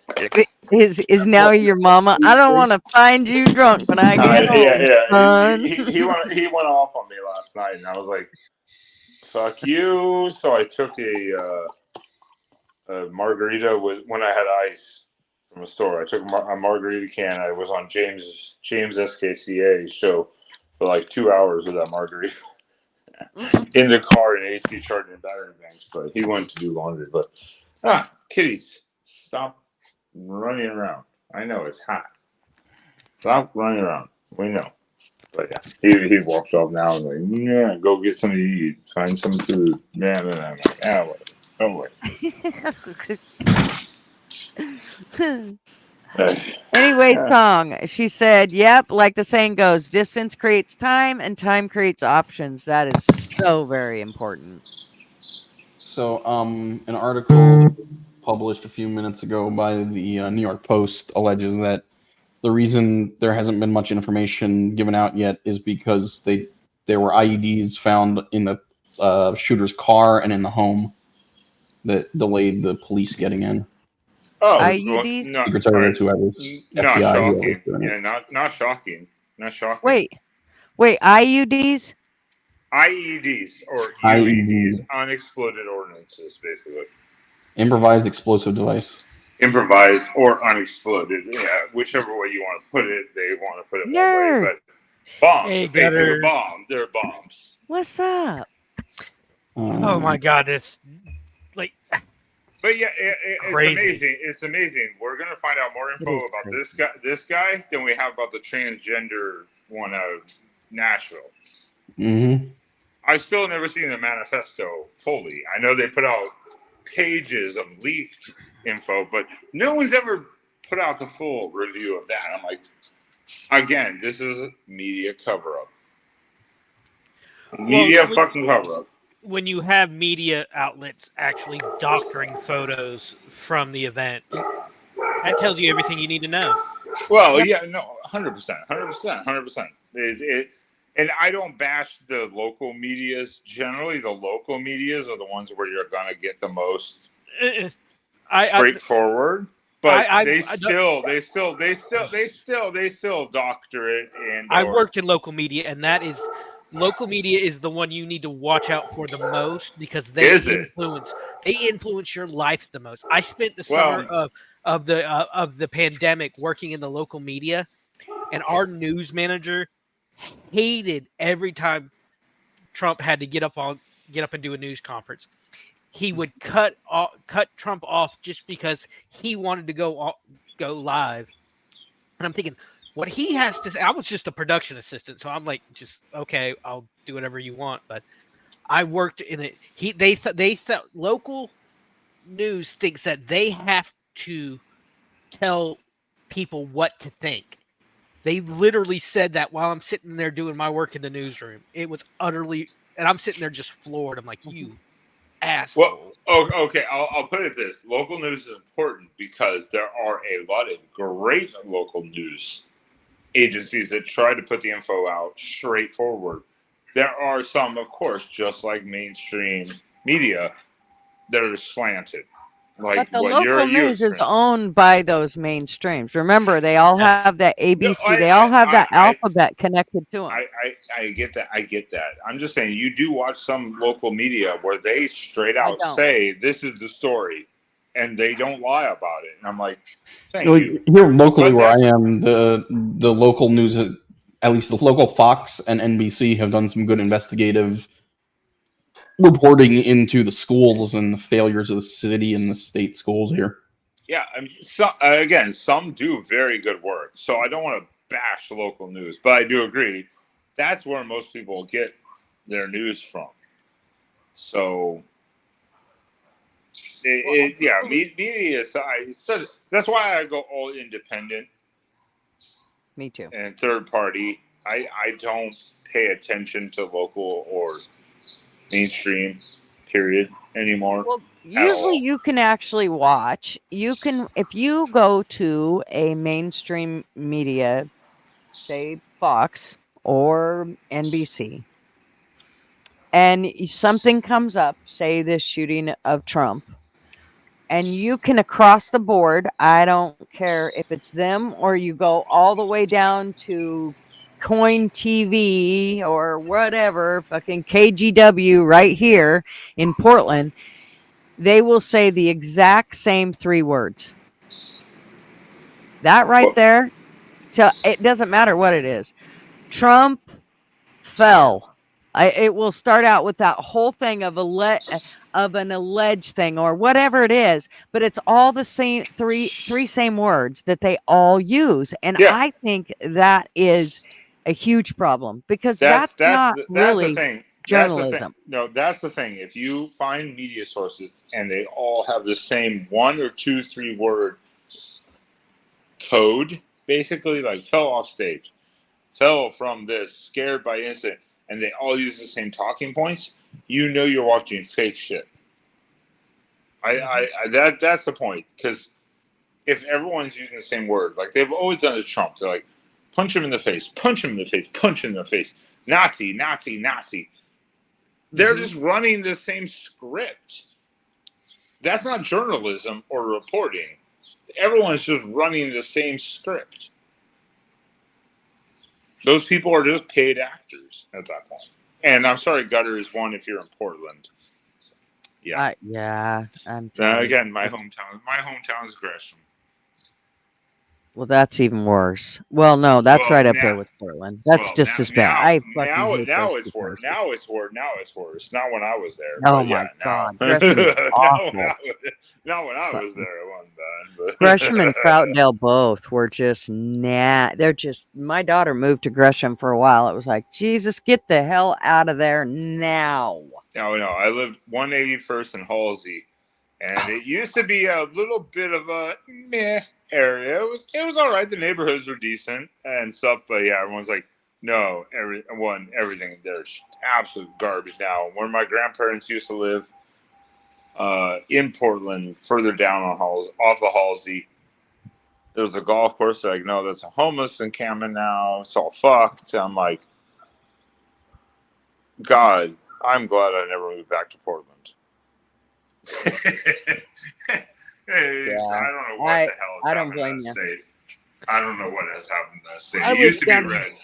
I live down here in Florida, so I'm happy where I'm at. Oregon used to be a red state. Mm-hmm. And then, so was California, but look at it now. Well, I was going to say until all the Californians moved in. Now, they're turning. I mean, Montana is becoming a blue state, for Christ's sake. Nah, Montana's pretty safe because there's no one there. I don't think it's pretty safe. I agree. One, Californians moved to Texas. They started tried to change the electric. It's not working because the Hispanics, luckily, are smart. And I should say that because I am dating a Latino and live with one, so I have to say that for public causes. But yeah, Oregon and Gutters can probably confirm this. Oregon used to not promote itself as we don't want to be Washington or California. We did not want to be those two states, and then everyone from those states moved to Oregon and just fucked it up. Just absolutely fucked it. Yeah, it is. The worst part about it is Oregon is so pretty. It is. It's a beautiful goddamn state. It's a beautiful goddamn state. And the mind of the people have made it disgusting. Literally, they've destroyed it with just from having to be. When you have to live around these type of people, it can make everything in your whole world seem ugly. It's probably why I was doing so much hiking, and now I'm getting back into it because sometimes I think YouTube drags me down more, and if I get back into hiking, I'll feel a little bit better about shit. But YouTube not that I want, YouTube can fucking drag your ass down. It exactly. can. It really can. Yeah. Hot take, but human beings weren't meant to live in such high density. All cities turned to hell very quickly. Yep. Thank you. That's something I found. You know what? One of the dumbest things. Luckily, I took a psychology degree. I have a psychology degree. I don't use that as promotion for any expertise in anything, but they make you go through, the sociology also field of it to kind of study and understand what they do. And there's all this fucking nonsense about urban sprawl. If people just lived in a more condensed area, we could live better together with less spread of blah, blah, blah. And I'm like, that's where violence occurs. Because people hate people. People don't want to live on top of other people, like 1 million people in a 1,000-foot, 2,000 square foot area. No one wants to live, or, whatever. I mean, underestimated. But, no one wants to live in that type of situation. It's horrible. Well, I have a friend she's lived her whole life in New Jersey, right there across from Shelly at T3. She's finally getting out after 50 years of living. Yes, God, thank God. Oh, good. Yeah. New Jersey. Fuck me. She's lived a couple of years in like Kansas and others. I think Kansas.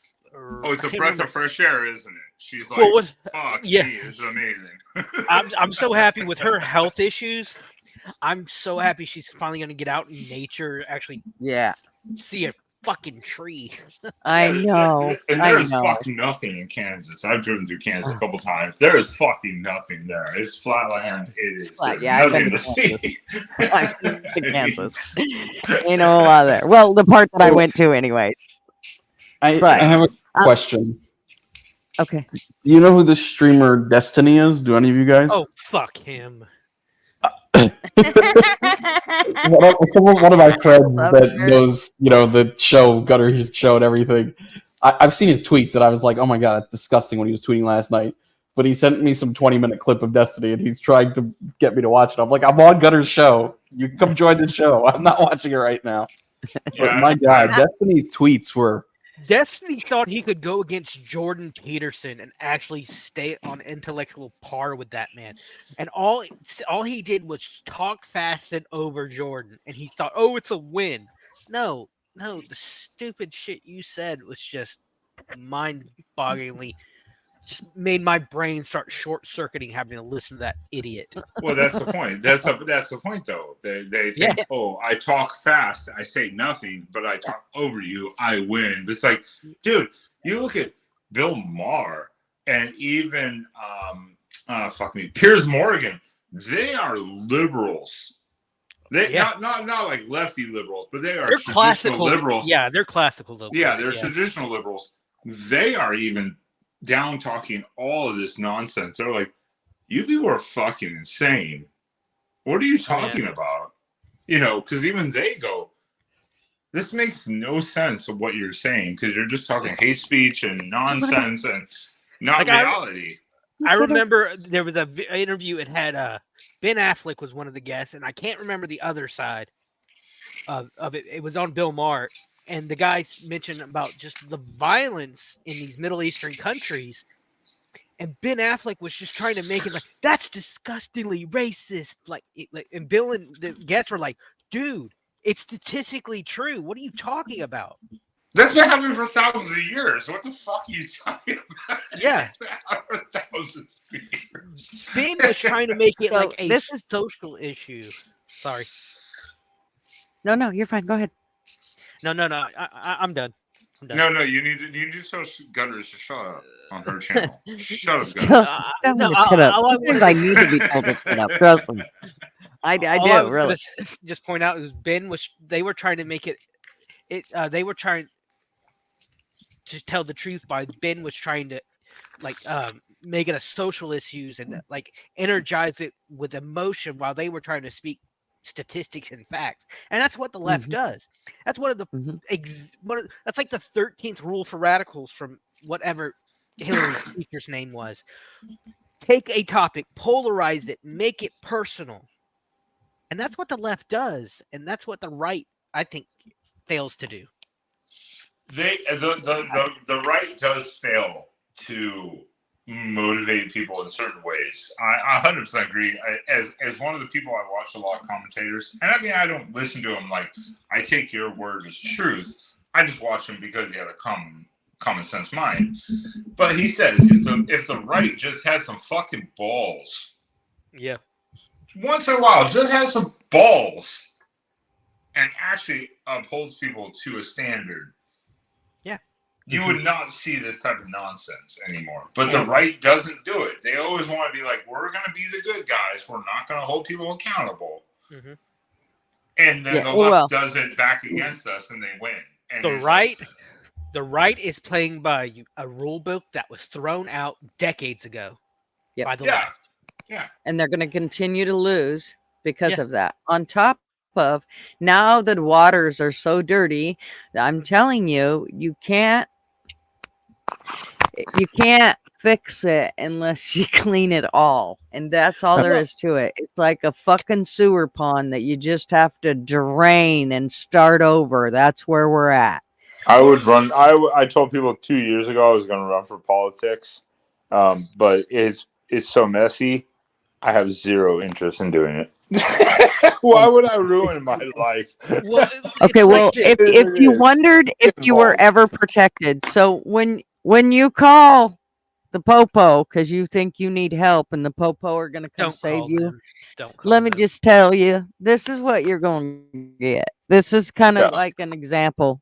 I mean, come on, this is the best of the best. They're supposed to be fucking protecting the most important people within our government and within our country, and let's just show you what they're doing. Look at her.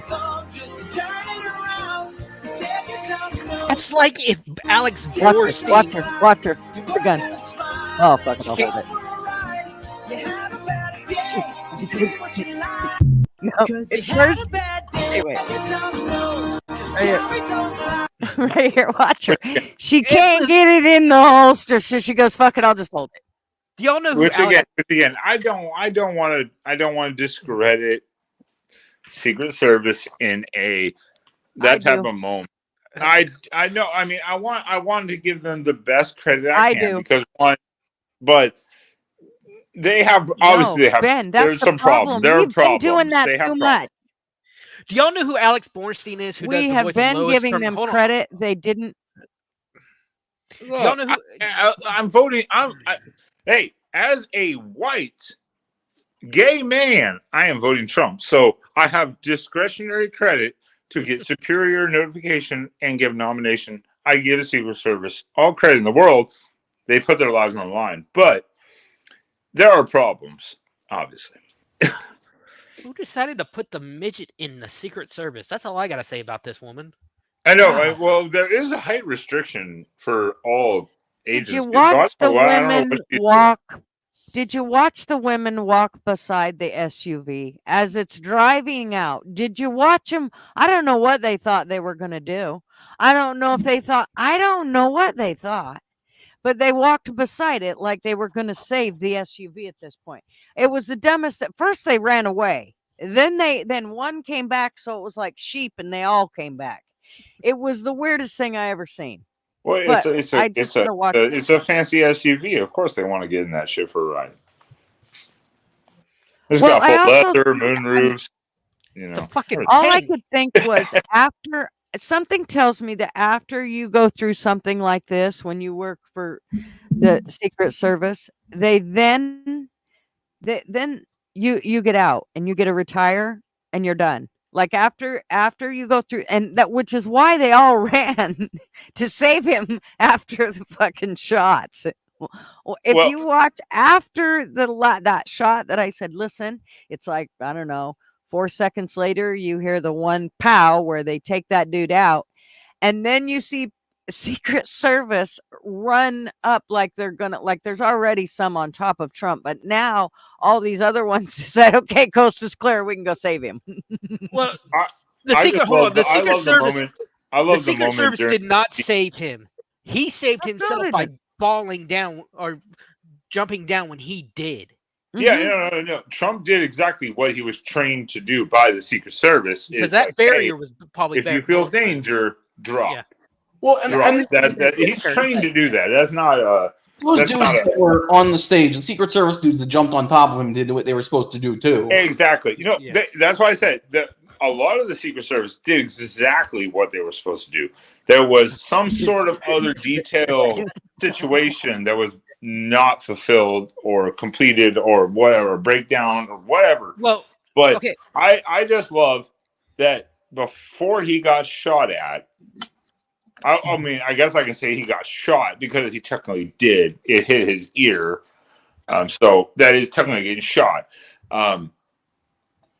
And again, remind everyone, as a gay man, I'm voting Trump 2024. Fuck the LGBTQIA plus 24, whatever. I have to say that Ben is not your but typical gay man. I Let's just love put that out there that now. Trump got up, broke the circle that the Secret Service is supposed to do. They're like, Yeah. huddle around, protect him at all costs. And he was like, nah,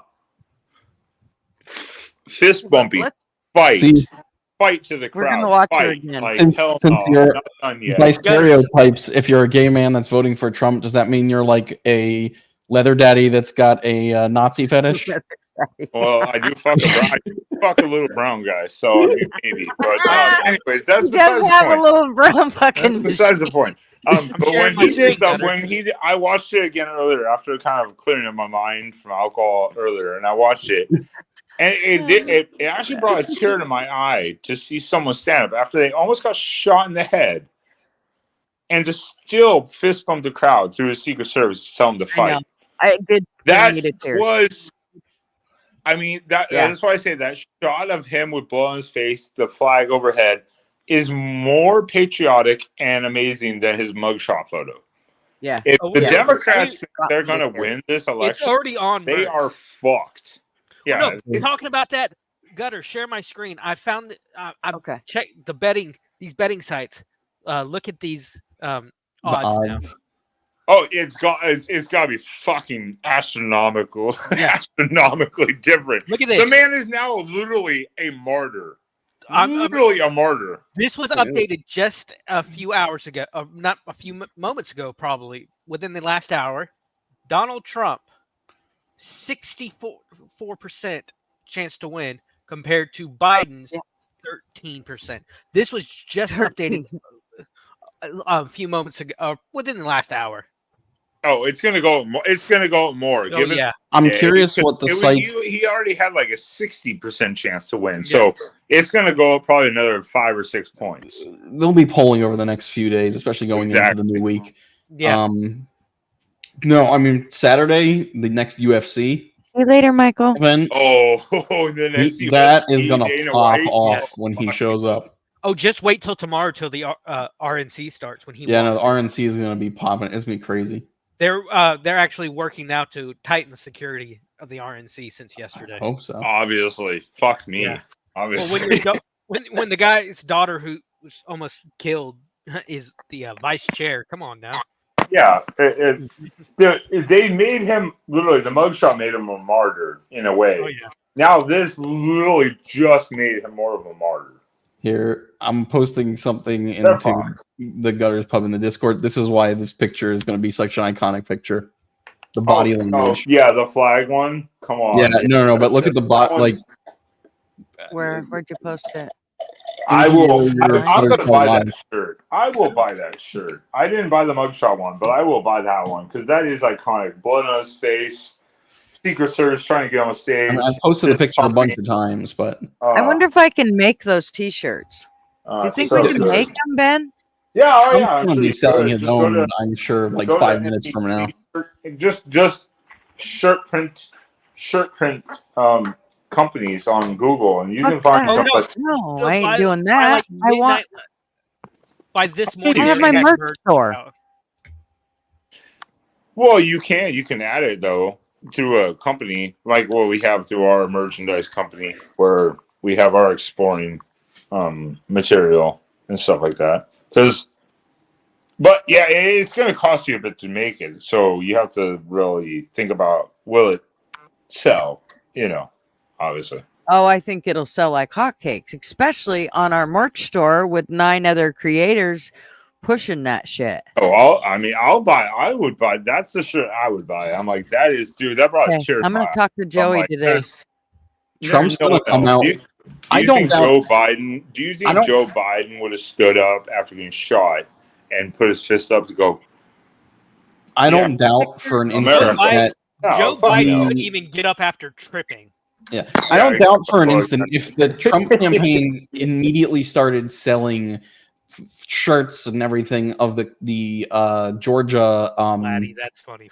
Picture, the mugshot. They're going to be selling shit from this instantly. Like, I'm sure within the next few days. Get my shoes. No shit. That'd be a good one. Honestly, how scared I was. I was watching it live when I heard him say, "Let me get my shoes." I laughed because I'm like, "Oh God, he's good. Because that made me realize he's fine. He's probably a little in shock, but he's gonna be okay." Like something like the picture, they'll be selling, but I bet you memes like that, you can definitely do okay with. Have y'all seen that Hillary Clinton one? It's her with a confused look, like, "What do you mean they missed?" But I never. Is it funny that both Democratic candidates they've run both had the same dementia looks? Like, like what the fuck? And then they claim white men. Well, remember, they claim old white men are the most racist, but they keep running an old white man. Well, if you listen to like Don Lemon, one of the most racist people ever on TV, do you know who he married? A white man. A white man. Yeah, a white man. They're all of them. Every last one of them is with a white person. I'm happy. Joey Reid, like every last one of them. All of these like black supremacists, DEI people, they're all married to white people. They're all dating white people. I'm happy. Don Look. Hold on. Is this the one you were talking about already? Yeah, that's why I'm saying, like, it's the perfect pose.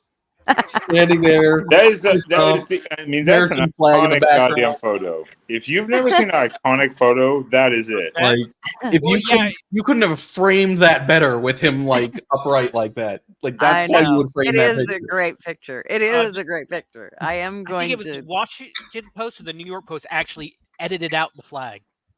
Yeah, New York Times. Stupid. New York Times. New York Times. Yeah, I posted that in Discord earlier this morning. I was ranting in Discord this morning in the general tab. I'll need a link to your If you Discord. scroll Guys. back. I'm not in it.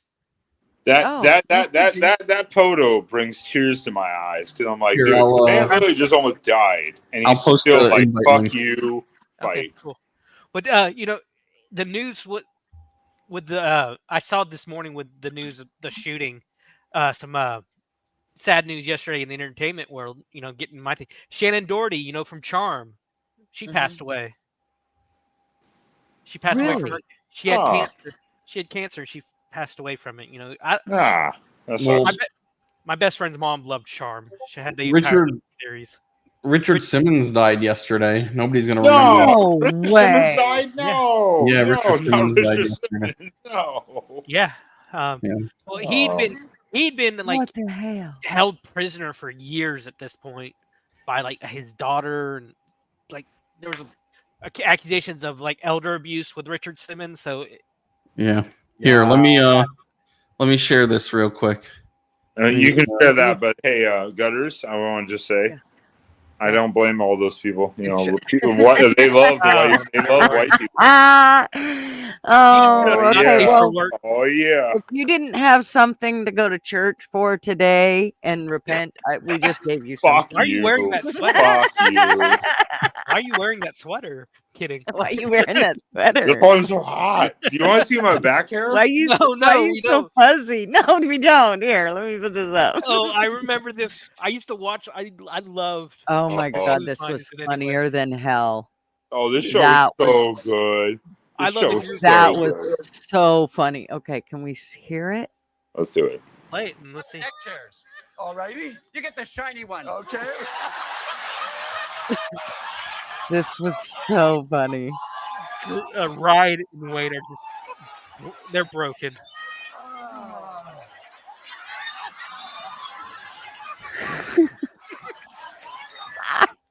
Yeah, Shelley Duvall too. She passed away earlier this week. This one's wet. Oh, the show was so good. That show was so good. That was so the fucking funniest You show. knew. I think as like the cast knew it, they had hit gold when they make Drew break like that. So good. Oh no, right.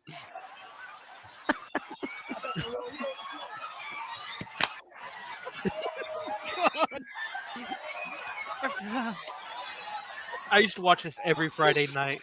Oh my god, I it was in was middle the school when this was funniest show. Yeah, that was such an original, great comedy skit. Oh, so that good. was Oh, he goes to smoke a cigarette afterwards. yeah.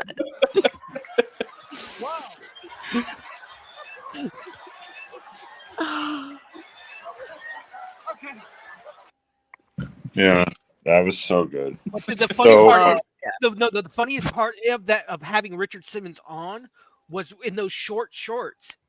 During that game, he pops out, if you catch my meaning.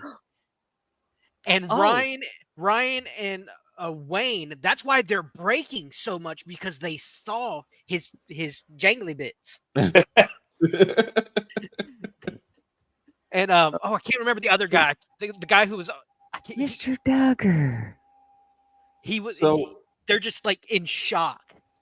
If any of you guys enjoy podcasts, there was a podcast that was put out a few years ago, called I think it was like Finding Richard Simmons or something like that, or Missing Richard Simmons. And it was really well done. It was one of these like podcasters trying to look into what happened and why he disappeared, because he had kind of disappeared from the public eye for about 15 years, maybe more. Yeah. So it was a really interesting podcast. I highly recommend it if you like podcasts. Yeah, he did, and he was there for a while, and then all of a sudden, he was there for a long time, obviously, but then 2007, 2008. Not long after this Who's Line show, I think that long ago. But yeah, like I said, I think if I remember right, there was some some allegations of elder abuse on his daughter, and she kept him kind of in their home. I don't remember exactly the whole story exactly. I'll find a link to that podcast, by the way, in case anybody's interested. See, I will say, I will note, I should have started working out before the military on Richard Simmons workouts instead of Billy Blanks, because Billy Blanks tried to kill me. No, yeah. Oh, there's another name. Where's Billy Blanks? I'm sure he's still buff and all that, but yeah, he's gone. PX90. People in the chat, come on. Well, here's the dude. Do we want to show him? He's bloody. Do I dare careful show him? Yeah, be careful. Boob too. Okay. Ooh. Be careful. The dude that shot Thomas Matthew Crooks. Yeah, I wouldn't. That's a white name. I wouldn't That's show white those videos name. or those pictures on. Yeah, don't. Yeah, let's. Don't want to get you yeeted, Gutter. Yeah. No doubt. Here, don't take the risk, Gutters, because YouTube is already. I mean, I did a short of the thing yesterday in the car while I was raining. I was like, "Hey, this just happened." YouTube immediately restricted it, and I'm like, "What?" Just a short, and it was just me talking. I didn't show photos or anything because obviously I don't have power, so it's just me on camera. I had to delete it. I'm like, "Fuck you." Every live show I do, YouTube is like, nah, inappropriate. I have to do a manual review. So that link I just posted to that podcast on the Apple app, but I'm sure you can find it on wherever you listen to podcasts if it's something that interests you. I put it in the Discord in Gutters Pub also. Definitely, I want to look because I'm curious. Richard Simmons was, I mean, he was a figure. He was a cultural icon at one point. Yeah, he was a goddamn guy. Like you said, Richard Simmons. Everyone knew who the fuck you were talking about. Everyone. Maybe it's because he shamed fat white people. He shamed fat white women. Maybe. Yeah, even I growing up didn't have a TV. Never really watched much of anything, but still knew who he was. Well, I mean, let's do a poll here. I was born in '86. I still knew the fuck Rich. I still knew who he was. I was born in '87. I saw all of his. I saw his TV shows, his infos, all that shit. Well, I knew when you're such a popular character like him, you were parodied and guest starred on so many TV shows and cartoon shows where they would do a caricature of you. He was in The Simpsons, for Christ's sake. But I knew who he was before the parodies. Even I knew who he was, because he had VHSs, he had TV shows, he had segments on TV shows, he had promos, everything. He was, I mean, top of the game. What he did. Come up and ask him, Mr. Duggars. Come up and ask Ben that. Mr. Duggar wants to see my titties. Oh yeah, Dr. Ruth died. Look at these titties. No more old ladies talking about. Look at these movies. Look at these movies, Mr. Duggar. Oh, Dude, that's almost raw. I think we might need to get him a men bra. A sports bra, bitch. Don't use that or double A or something like that. A men Look, I had a abnormal psychology teacher when I was in college who was some 80-year-old Russian lady who went on a rant one day randomly. She goes, young men, you should know bones hurt. As the kids say, more cushion for the pushing. So I'm just saying she would probably approve. She would not. I like cake lady. Maybe that's why Sam disapproves or so cranky, because I keep telling him oh, that big brown ass slap, and he disapproves. Maybe that's part of the problem. Maybe I need to stop doing that. Everyone complained last night that I kept talking too much about my nipples and bite marks. So I'm like, well, let's continue on Gooder's show. Fuck it. Why not? Let's do it. Who cares? This is what happens when you have no power for a week. Okay. I remember I'm not, when I say this, I'm not downplaying your situation. But I went through Hurricane Michael. I went through Hurricane Michael in 2018, and I'm gonna catch it. Get over it. I'm told. Keep getting told. Hit my town directly. It was 165-mile-an-hour winds, and I say 165 because at that point the measuring equipment at our local Air Force base broke. It was destroyed. Where I'm sitting now in my house was under 2 feet of drywall. We were out of power. We had to basically completely rebuild our town infrastructure, so we were without power for like 2 or 3 months. Oh, and my entire house had to be gutted because of black mold. Ah. I've lived in my town my entire life. I have experienced hurricanes, dozens of them. Always hit at night. Never had a hurricane until Michael, till in 2018, hit during the day. I thank God it hit during the day because I would have been in bed, asleep, trying to sleep through it like I've done dozens of times before. But we live on a lake, and we think a tornado came through and ripped part of our roof off, and the drywall in the ceiling started getting wet. Just rain pouring into it. Drywall collapsed in about 2/3 of our house. And I would have probably been crushed and killed if I'd been asleep and if it had hit at night. And that happened. Because I remember I grabbed my laptop, got water coming through the fixtures, grabbed my laptop, and I run out my room because I'm trying to move stuff to where all the electronics to places in the house where it's not wet. And I shut my door, and I hear a explosion. I open my door. I can only get it open a few inches, and drywall is just 2 or 3 feet deep at that point. And I learned drywall is fucking heavy when it's wet.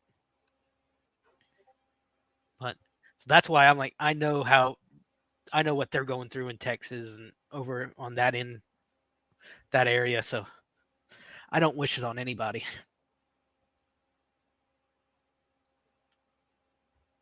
Yeah, I was down in Houston, and when that first hurricane hit like a month ago or month and a half ago, whatever it was. Yeah. Crazy. First one, yeah, heavy storm, and then this one hit. We lost power for like 3 days. Now it's day 7.5. No power, even though there's power literally 150 yards that way. My finger won't show my screen, but there's power 150 yards away that way, and then the other apartment across the street has power.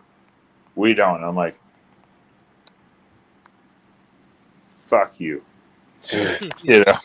Well, it's like back in January we had a bad windstorm come through, and it created some tornadoes. And like on the other end of my street, it just tore up trees and messed up houses. But on my end, nothing. It looked like a perfectly, and we were without power for like 2 or 3 days. Ben, it would behoove you to get a solar generator, one of those little tiny ones. We are investing in 2 to 3 indoor power bank generators, basically. Yeah.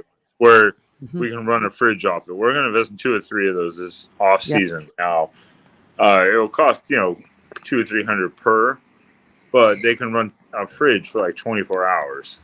Yeah, that's what my buddy did. He invested in a bunch of generators for his place after the last storm. I mean, right outside my door. They haven't even come by to pick up roof shingles, all the different tree branches and stuff that fell just outside my area. They haven't even come by to pick them up yet.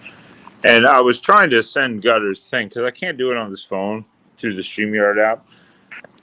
When I went through Harvey in 2017 in Houston, and I lived in Katy area, south of Cypress. When I walked out of my apartment to leave, there was still power for 3 days in the apartments with literally the AC units like those, floating in water. There was still power for 3 days.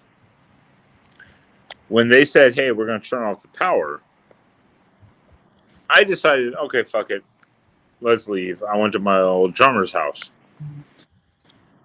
we had to get carried on a speedboat because when I walked out of my complex, I was carrying my dog. See you later, P. Digit. Where'd you go, Ben?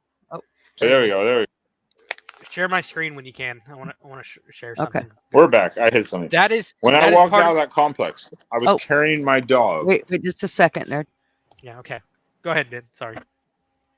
Wait. What happened? Yeah. No. There I we think go. his Okay. phone's glitching. When I walked out of the complex, I don't know. Yeah, power. Yeah, signal. When I walked out of that complex after 3 days and they were going to turn the power off, I walked out with my dog above my head. The water, and I'm 6 foot. The water was here in my parking lot. My Mustang was fucked. I have video, photos and videos of the other cars all sunken in water, and we got taken out of that. And they still restored power 3 days later. So this, 7 days later, they can't restore power after only a hurricane one. I know. It seems weird. Incompetency. Yep. Okay, I'm posting. I'm showing this. This was where my did it middle. go? Damn it! There. I don't know, Gutter, you bitch. What are you doing? Just a minute. There. This was my middle school after the hurricane. This is where I would go to gym when I was in middle school. It looks like a God just put his finger through one side of the building to another. Smash. I'll share this. Let me share this one too. This is a little community in the east end of our town, or our county, before and after. See, you see, yeah, Michael. And there was one town called. There was one town. There was literally only one building left after Michael. And that was because the owner of this house, like he really built it to. He was a rich doctor. He built it to withstand hurricanes, and it was literally the only building. We had. I remember driving down into town. I live in the north of the town. Driving down the highway into town, seeing, and on one side are train tracks, and on the left side are train tracks. On the right side, the train cars are like 50 yards blown on the other side of the highway. So they were thrown 100, 200 yards by this wind. And a hurricane is not something you wish on your biggest enemy. Mm-hmm. But in January we had twisters hit my neighborhood, and I remember we have a tin roof, and I hear hail hitting the roof. You know, hail in Florida, you're like, holy shit, things are getting bad. But I have a water bottle, a half-empty bottle of water on my bedside table, and I feel the air pressure change, and I hear it start crackling. That bottle, due to the air pressure, started crackling. So I'm like, shit, a hurricane's coming. So I jump into the center of our house with my mom and my niece, and I hear a train come by. I'm nowhere near train tracks. A tornado a twister missed us by maybe 100 yards. So, yeah, that's crazy. I had a neighbor. He was from the Midwest. He was from like Oregon. He's like, fuck this. I'm out. I'm leaving. Hurricanes, tornadoes. I'm going back to the Midwest. I'm going back out west where all I got to deal with is earthquakes. But I sent you a couple. I sent you a couple photos, Gutters, through the StreamYard link, I think, or general, because on the phone I can't share shit. Apparently, there's not an option for that. Where did you send it? On your Discord. Oh. Let me double check here. I got to change all the directions. I don't see it, Ben. Did you put it in my channel, or did you private message me it? Is it that Tear Up Texas stuff? I don't see anything. General? phone. It's weird with StreamYard when you're on your phone. It doesn't allow you to share things, which I mean, kind of understandable. It's more limited, but at the same time, it's like, yeah, weird. Yeah. Yeah, I'm not seeing If you find That's it, you weird. find it. If you don't, if you find it, you find it. If you don't, you don't. Whatever.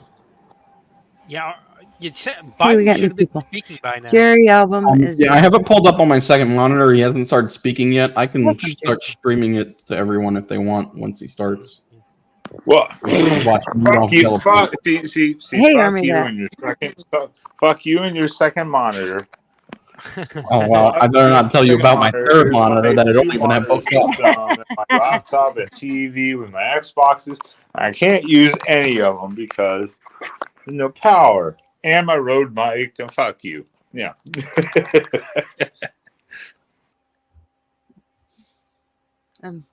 I was there was a couple things that, first of all, I loved seeing when they're trying to get Trump off the stage and he's like, wait, and he's like, fight, and he's got blood dripping across his face, man. He didn't give a shit. You could tell he was like, hey, pissed. my shoes. I need my shoes. That I'm like, drove MSNBC crazy when he said that. oh yeah. They're like, you they were bet going it on this did. morning. That rhetoric is bad. I'm thinking, you sons of a bitches, you're telling people to kill people, to go at them all the time. Why isn't Maxine Waters being investigated for saying, oh, if you see anyone in the Trump administration in a restaurant, anywhere, why are you should go up there and make them fit. No, they're not welcome here. Well, yeah, Maxine Waters needs to be punched in the face. I mean, it looks like she's been beaten like multiple times over the years from her partners. But yeah, she's the dumbest. She's one of the dumbest people elected in Congress. She's fucking stupid. I'm just it does not surprise me that these Dem strongholds, these Dem cities keep voting in these psychopaths because they had the machine so built up in these big cities that no one can run against them. It does not surprise me. Wow, Baron, I didn't realize it. Baron was right in the front row standing there. Nah. Well, I mean, just imagine if you did this. No. Wait. It says at the bottom, luckily, Baron Trump was not at today's rally. This picture was from Trump's rally in Deauville. Why did they do it like that, fuckers? I don't know. Wasn't one of the kids there? I mean, I'm looking to. I just saw, I guess, the same picture that Gutter was just looking at. I thought Don Jr. was there for some reason. See, I'm just. Yesterday blew my mind, and the fact that these assholes can't call it what it is just doesn't surprise me in the least. That's what I mean. Imagine if it was Biden on a stage. One, he wouldn't have been because he can't talk to anyone normally. But imagine if it had been him, what they would be saying. President Biden attempted to be assassinated by a right-wing MAGA supporter. That would be the title. Okay, so I gotta be honest. I find all the leftists that are like been posting on Twitter about how, this is the most important 2 inches in Trump's life. It is kind of funny. One of the few times in a man's life where a few inches actually matters. I saw a couple of those like TikToks or something where like, you were an inch away, you fucking idiot, and you missed. I'm like, you're insane. You need to be arrested for fucking being just dumb. I'm waiting for the moment. As they're also filming and driving a car, so they should immediately be arrested and fined for something. Winning Reality posted a video. I think it might be the one you're talking about, and he shared it on his show last night. And then 10 minutes late, like an hour later, she posts like another TikTok of her trying to like clarify what she meant. And then when I commented on it, she blocked me. Yeah, they have nothing. They have nothing constructive to say, so of course they're going to just block you.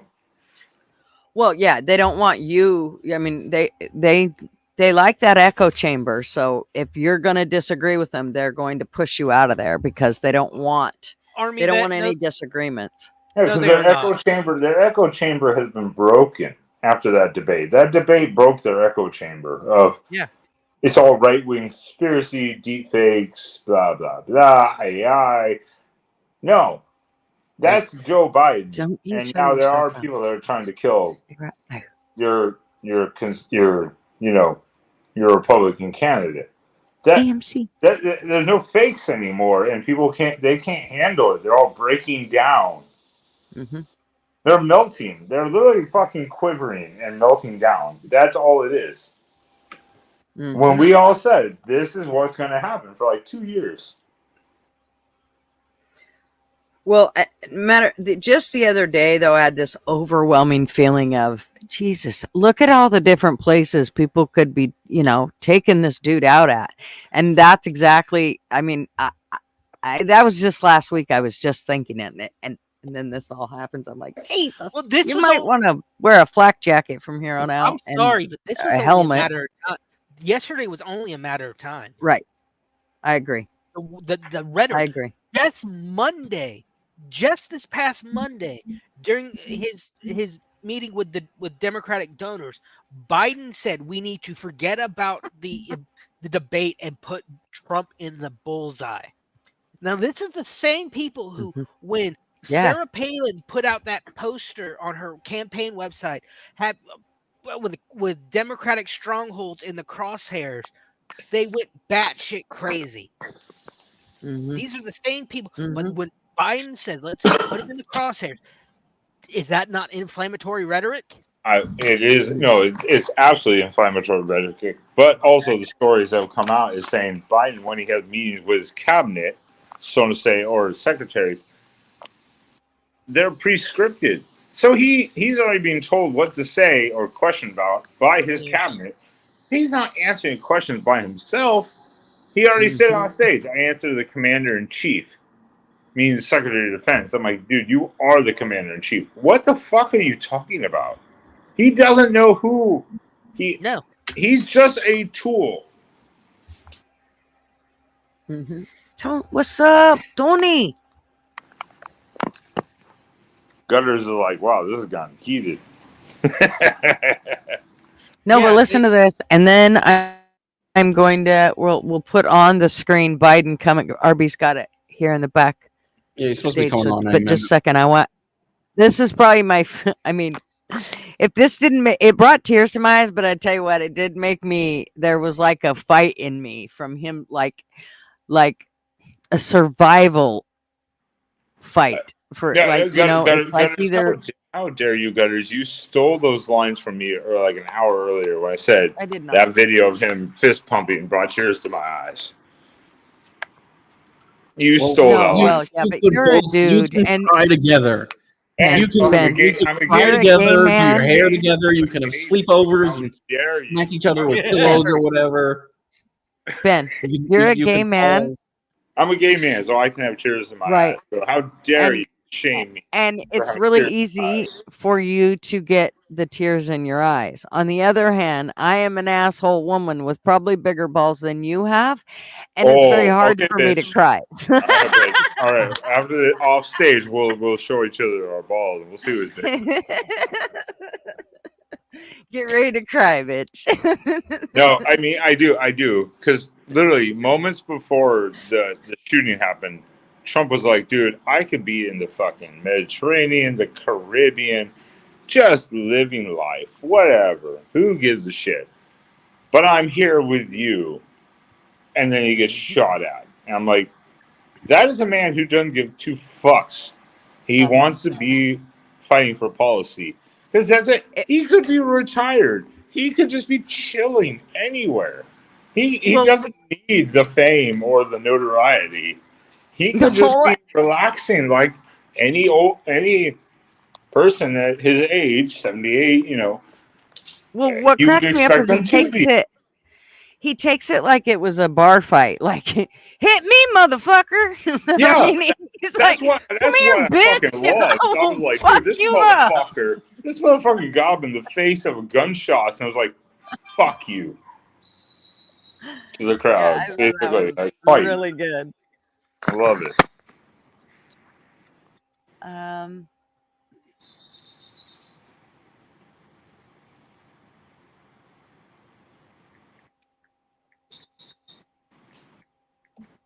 Well, maybe we'll get yanked. Come on. He's always fun to visit with. Okay. So, and the next thing that I'll put up. Oh, so let's watch this. Yeah.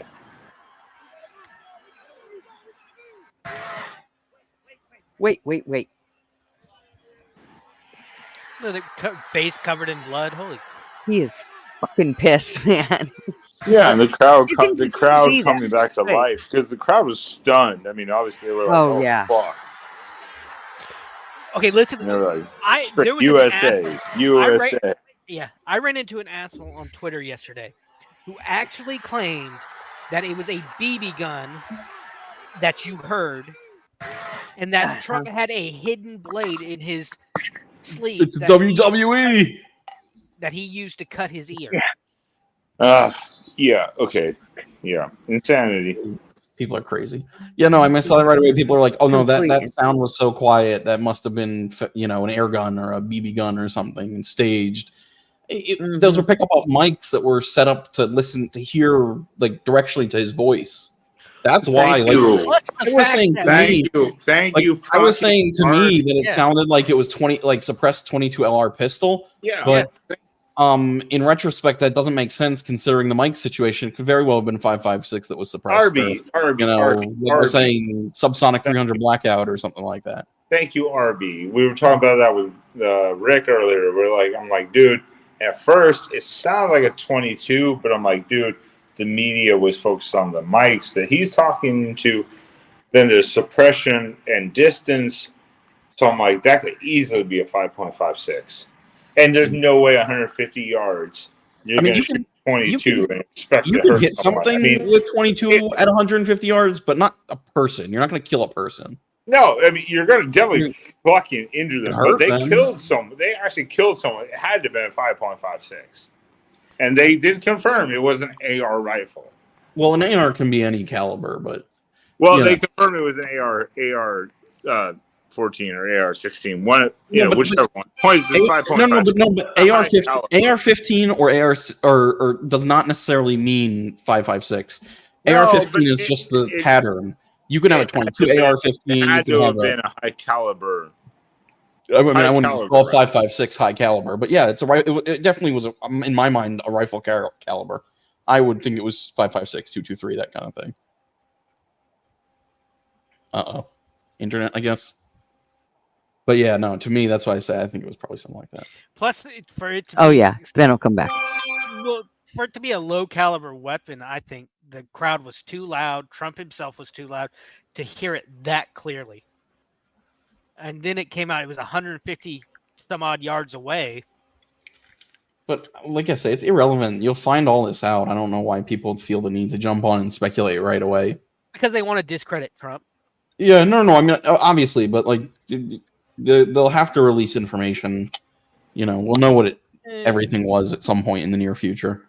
I hate being on my phone. Sorry. I touched something and it was like, you're out of the studio. I'm like, the fuck? I'm also holding a battery bank behind my phone.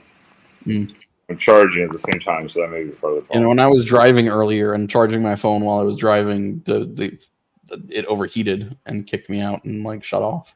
Yeah, I think I swiped the screen and it just freaked out. I'm like, God damn it. See you later, Army vet. Why are you shaking your head? You fucking shaking your head at us. He's not liking some of the he things can, we're saying, apparently. I mean, he can come correct us. He said earlier that Trump's family is asking him to drop out after this.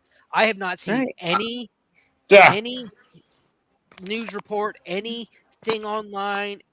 And there was a statement that I saw released from Melania Trump that, I don't think it said anything about him dropping out. No. Trump was already leading the polls. No, you couldn't fucking make him drop out. He said that that when I watched the violent bullet strike my husband Donald, I realized my life and Barron's life were on the brink of devastating change. I'm grateful to the brave Secret Service agents and law enforcement officials who risked their lives to protect my husband. I'm trying to. That was a quote in the news article. I saw the full statement earlier on Twitter. I'm trying to find it again. If you give me a minute, I'll find it. One of the points why you find that is that Trump was already up in the national polls, not even just state. I agree. Anyways, that's how that doesn't happen for Republicans, but this is only going to boost him more. People are like, "Yeah, we can't deal with this insanity."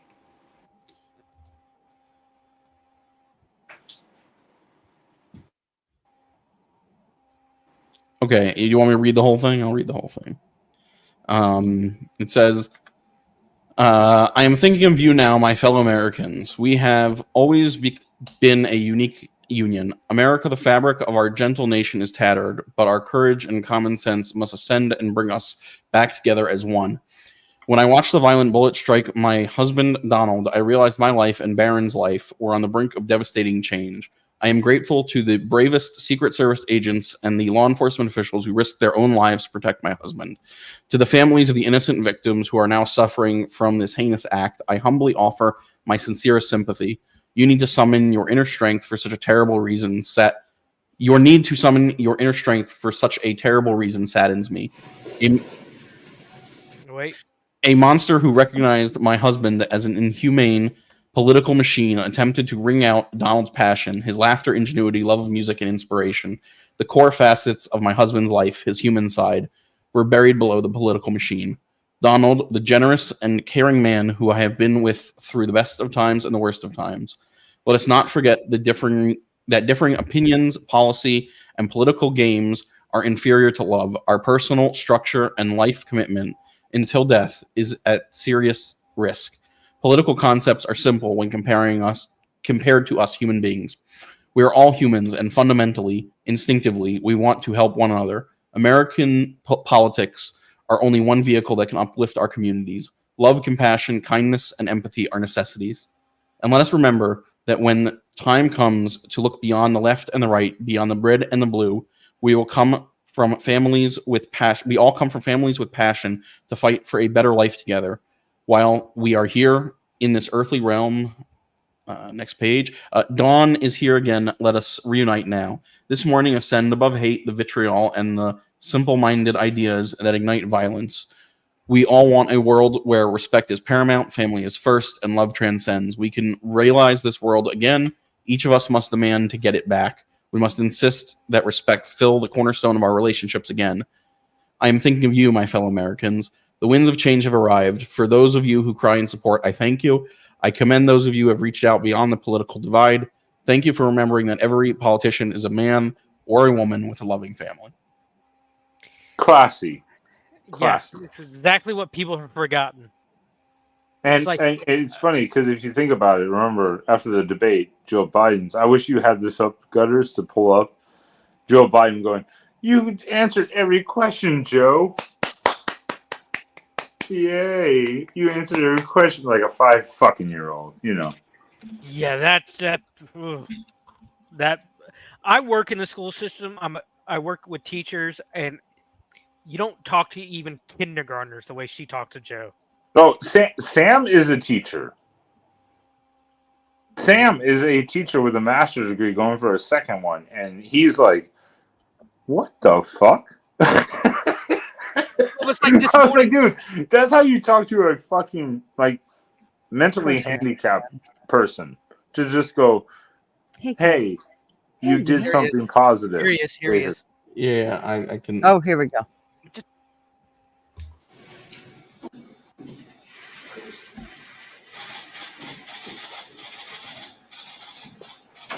Yes, do as Yank does. Good afternoon. Last night, I spoke with Donald Trump. I'm sincerely grateful that he's doing well and recovering. And we had a short but good conversation. Jill and I are keeping him and his family in our prayers. We also extend our deepest condolences to the family of the victim who was killed. He was a father. He was protecting his family from the bullets that were being fired. And he lost his life. God love him.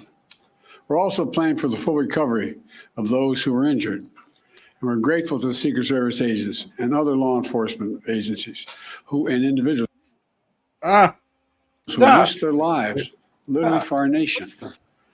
As I said last night, there is no place in America for this kind of violence or any violence for that matter. An assassination attempt is contrary to everything we stand for as a nation, everything. It's not who we are as a nation. It's not America. And we cannot allow this to happen. Unity is the most elusive goal of all, but nothing is important than that right now, unity.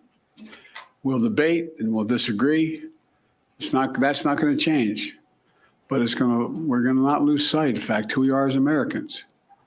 Look, Vice President Harris and I were just briefed in the Situation Room by my Homeland Security team, including the Director of the FBI, the Secretary of Homeland Security, the Attorney General, the Director of the Secret Service, my Homeland Security Advisor, the National Security Advisor, and we're going to continue to be briefed. The FBI is leading this investigation, which is still in its early stages.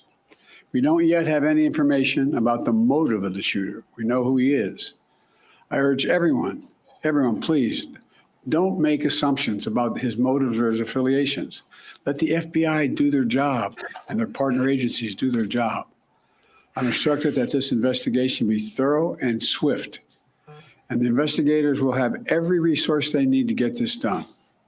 Look, as this investigation continues, here's what we're going to do. First, Mr. Trump, as a former president and nominee of the Republican Party, already receives a heightened level of security.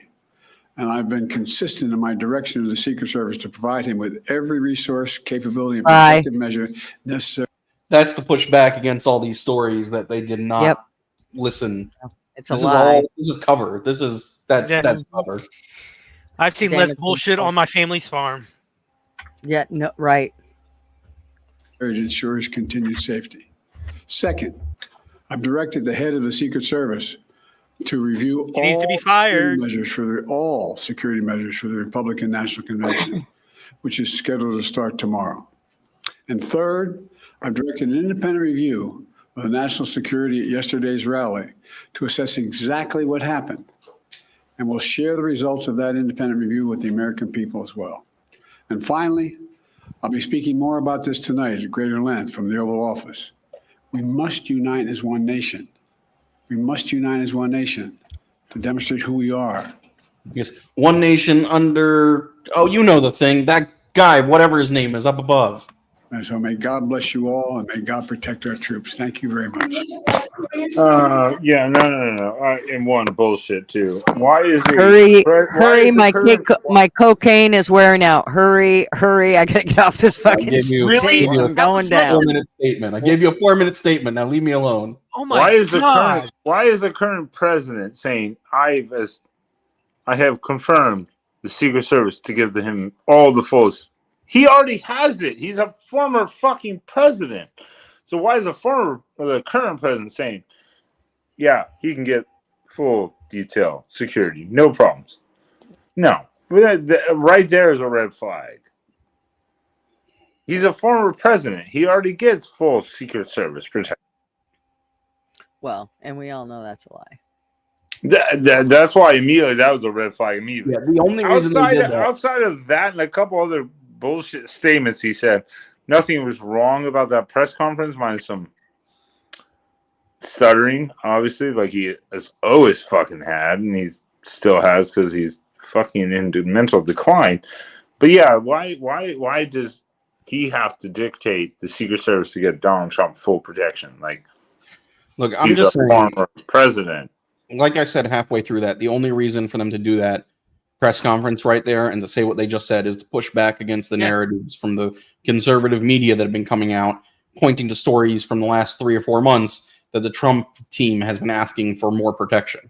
No. It's just it's a backup plan, emergency. Like, hey, we've been on board with protecting him. We weren't trying to take him out.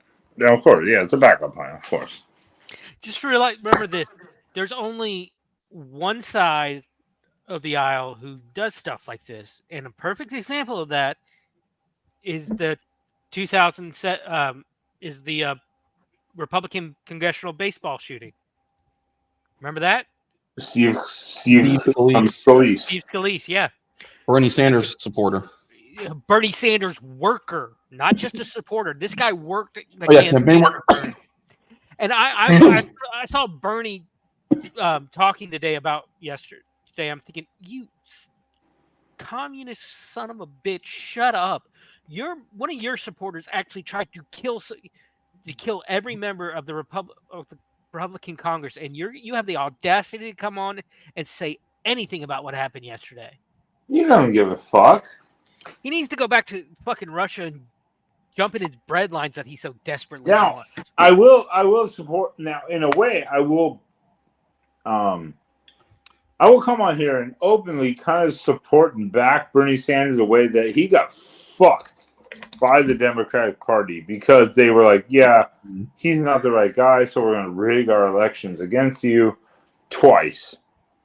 And fuck Bernie you. Sanders, he was. The Democratic Party rigged the election twice against Bernie. They did. Look at the stats. Look at the stats. It kept him out of there.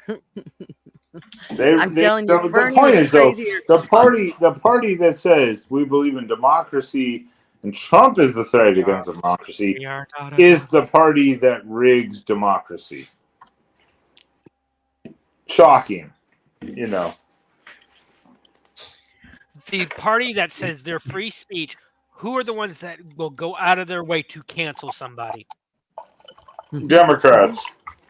That says they're anti-gun, but there are no Democratic states. I heard a commentator say there are no Democratic states, just Democratic cities, which is true. I looked at That's right. And all these Democratic cities are just hotbeds of gang and gun activities. If we're like in the 20s when it comes to gun violence in the world, if we took out like LA, New York City, Chicago, and the next two biggest Democratic cities, we drop another 20 points in gun violence. Well, that's why they say, oh, there's a right-wing narrative. Crime is up since 2020. But if you look at those reports, they remove 2 or 3 of the biggest cities in the country and then give the report. It's like, hey, that's falsifying information. Add them in, and yes, even if you add them in, it's declined a little bit. But let's just say gun violence nationally was 10%. Let's just say 10% in 2019. Gun violence then went up to 35% in 2020, 2021. Now it's at 25%. They're like, well, no, it's on the decline. It's down. No, it's still up. It's not being from reported. pre-COVID, you fucking idiots. So they just sway the words to make people feel better, but they're lying to you. Straight up fucking lies. I'm sorry. Right, AMC, no more outside events. Well, and the thing about it is they always want to blanket it as, I mean, again, here we go. It was just another way. This is the part where I do wonder, I still don't understand how he was able to get up there and get the shot off without anybody seeing it, especially when people are screaming in the crowds that this shit's going on, yet it still happens. He still gets touched. He should have it should have never even got to him if they were doing their jobs like they were supposed to be, which makes me wonder, is it really just their fucking, incompetence, or is it something else? Because I just don't understand how he was right out in the open and he got the shot off. I just don't get that. Not just that he was in the open, but people were screaming at the cops, "Hey, there's a guy climbing on this roof." Exactly. Yeah. Yeah. Yes. This seems like and this is the investigation, which we'll never get an answer for. Fuck no, they're investigating themselves. How far does the Secret Service seek out outside the venue itself, and then at that point, does it fall under local law enforcement? Because the guy was like, "Hey, there's a guy right there," and local law enforcement did nothing. So who is it going to fall under? And I feel they're going to just throw it under the bus, like, "Oh, it was just miscommunication between the agencies." The only way it doesn't get thrown under the bus is if Daddy Trump becomes president and actually does something about the fucking deep state bullshit. I really hope he does. He's it all falling himself. apart, as Gutter always talks about. Well, Trump has distanced himself from Project 2025, but honestly, after this, I hope he takes more action towards the 2025 project and just legitimately focus and try to congressionally fire everyone at the heads of their office. And literally, the one thing I like that I know people thought it was too extreme, and I kind of agree. In an election cycle, it's a little extreme to get Vivek Ramaswamy as a VP. He's a little too Trump. He's a little too Trump. So it'd be like Trump and Trump too. But I agree with him. You need to just fire every head of all the organizations and be like, you can go fuck yourselves. You're not safe in your position. You screw up. You did this wrong. You're fired. Oh, I'm gonna do it and clear it out. That would be the last dude I would ever pick. Would be that fucking idiot. Listen, I'm gonna, before you guys get off on a long conversation, I'm gonna dip out. Baxter asked me to let you know that after yesterday, he's back on the Trump train because anybody that's badass like that, he's voting for over, an anti-vaxxer.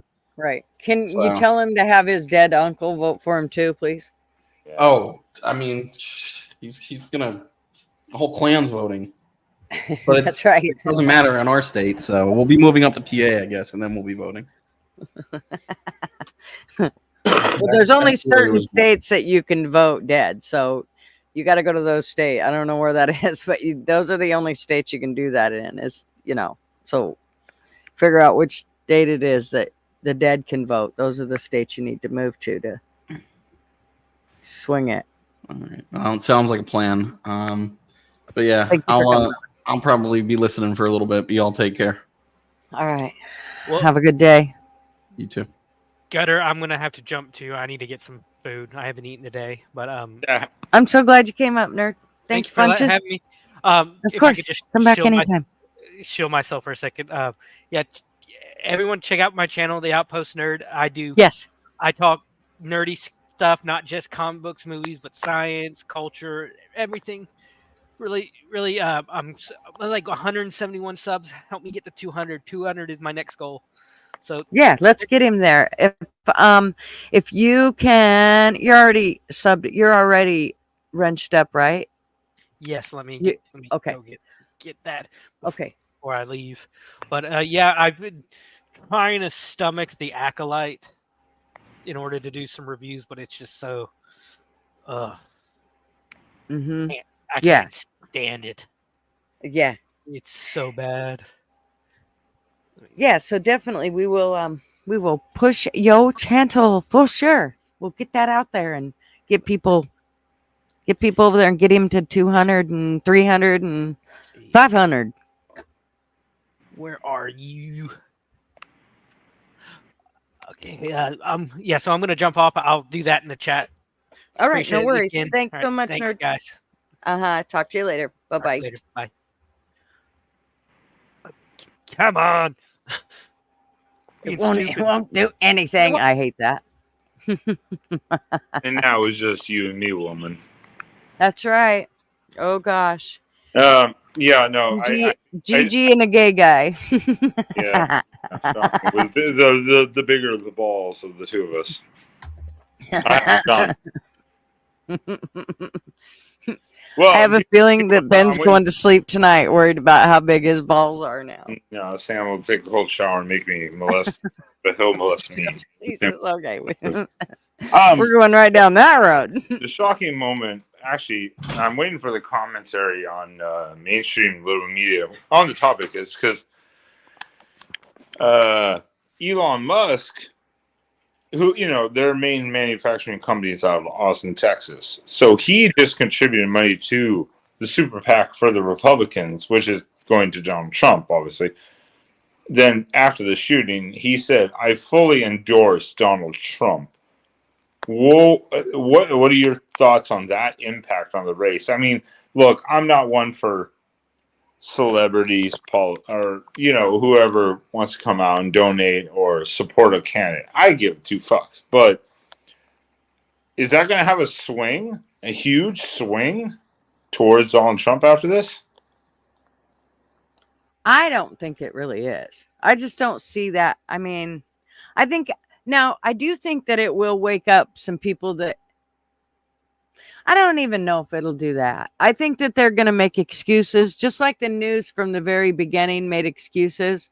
Well, they heard a noise and some pops, so Donald Trump fell. And then they had to help him off stage. I mean, that's what they were reporting at the very beginning of it. I mean, so I just don't think that it's going to change anybody's mind because of how the information, for the majority of how the information gets to them. They're all fed shit. So nothing that has happened, I think, is going to sway it in that sense. Now, do I think it's woke up the people that are already kind of on this side of the whole situation? I think it's woke them up more if they were wondering. And I think that the fence riders have definitely flipped over to this side, but I don't think it's really going to change what those, rose-colored glasses liberal type of people are that just can't seem to understand facts and truth. Yeah. So I don't think that's ever going to change it. I mean, at least not, somebody trying to shoot Trump, because they're going to make the excuse that's one dude and, whatever. He was 20 and I don't know what else. He didn't have a daddy, or I don't know what the fuck they'll come up with. But it won't be because, Well, I know, but why do the Democrats vote that way? Because celebrities come out. They have these big billionaire fundraisers and Trump seems to do it. I mean, he does, obviously billionaire fundraiser, obviously too. But most of this is coming from grassroots.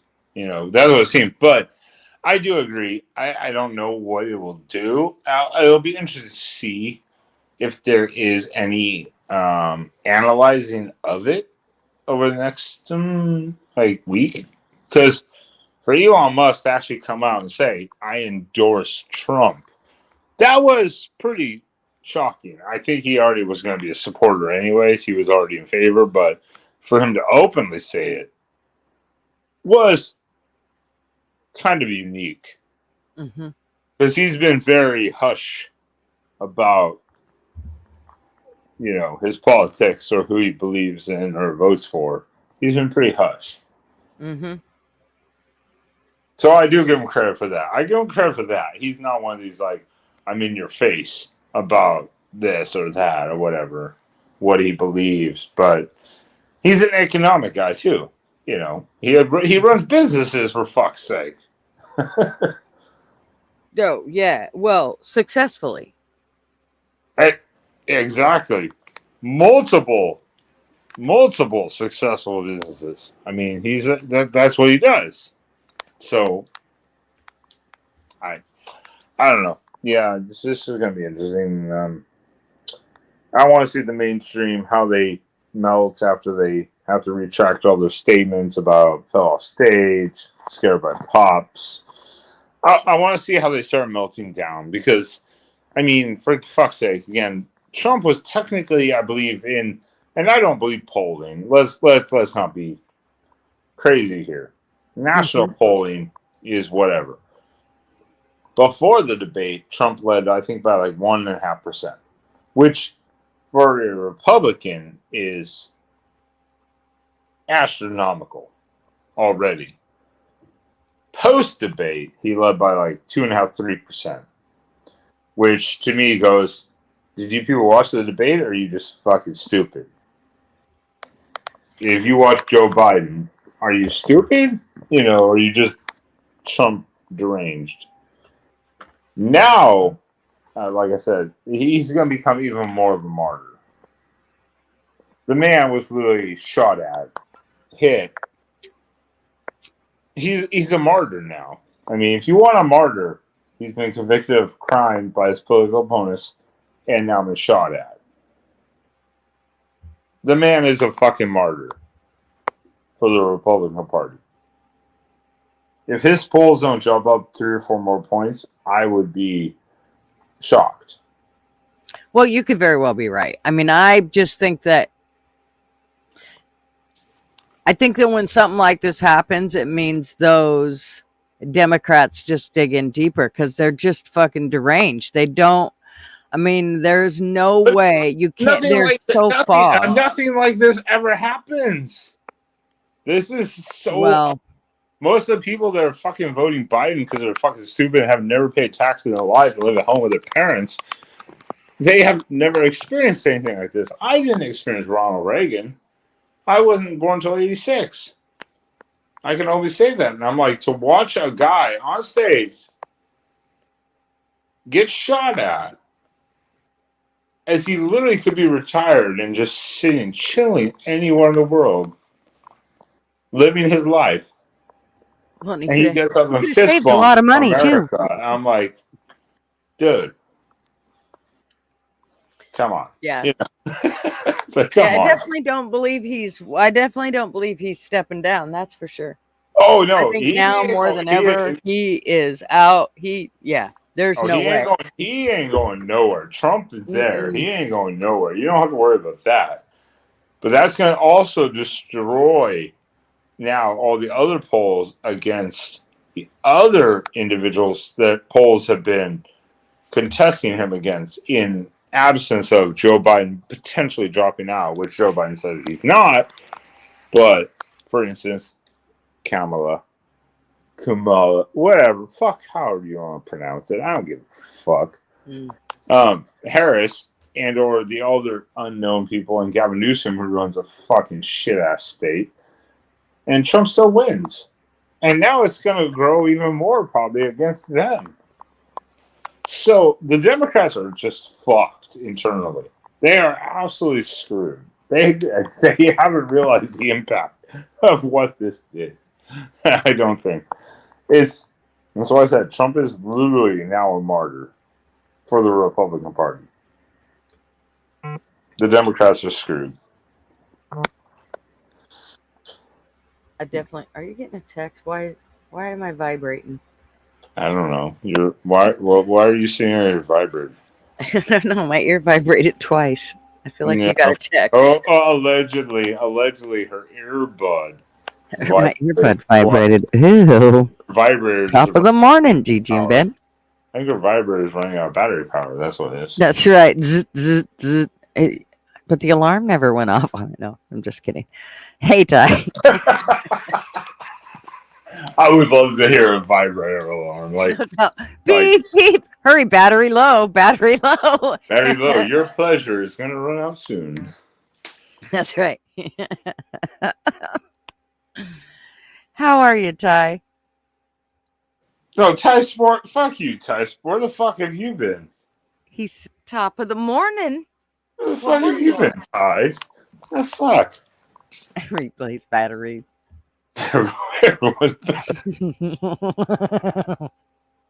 Oh God, you are some dirty people in the chat. Well, people. They are at Gutter's Pub. What do you expect? I mean, the name says it all. It says, "Oh, look, we're going to the Gutter. I probably should go there." Yeah, it's the same as it's the same as my live streams. Yeah, they never. I have multiple. Now I've thought about it over the last few days. I'm like, oh, there's so many other good clips I need to cut, but I can't do any of them because I can't rip or edit videos. I'm like, fuck. So I'm like, please don't forget about them. I should write them down, but I'm drinking. So Yeah. Hopefully, I remember. You should still write them down because you're not going to remember them if But you're I'm drinking. and I'm a drunk, so I don't care. So I hopefully, know, but you do care. You're just drinking. You're not a drunk. You just right now you just are drinking. Let's get that straight. You're not a drunk. You go to work every day. You do your shit. well, that is true. That is true. That is true. I just drink a lot. But I have been getting. I mean, one, the temperature here has been like everything. Luckily, water pressure, like I said, has been maintained. So I take cold showers.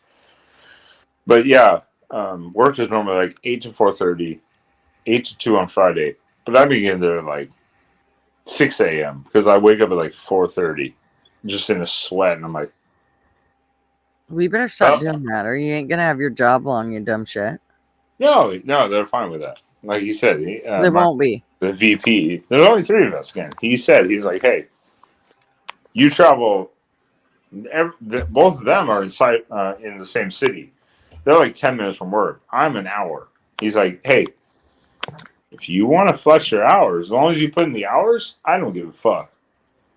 So if I get the 2 hours early, I leave 2 hours early. He's like, I don't give a shit as long as you put in the work. I'm like, okay. And then with power outages, he's already like, yeah, obviously. I understand. You're waking up because it's like, fuck, it's hot. You know. Right. We're on board. We're on board. There's only three of us in the U.S. And I'm literally the only one that does any of the fixing. The rest of them are customer service, and management. The other guy. Three of us. I'm the only one who's fixing or repairing or doing any service warranties and shit like that on everything for the U.S. and Canada and shit like that. So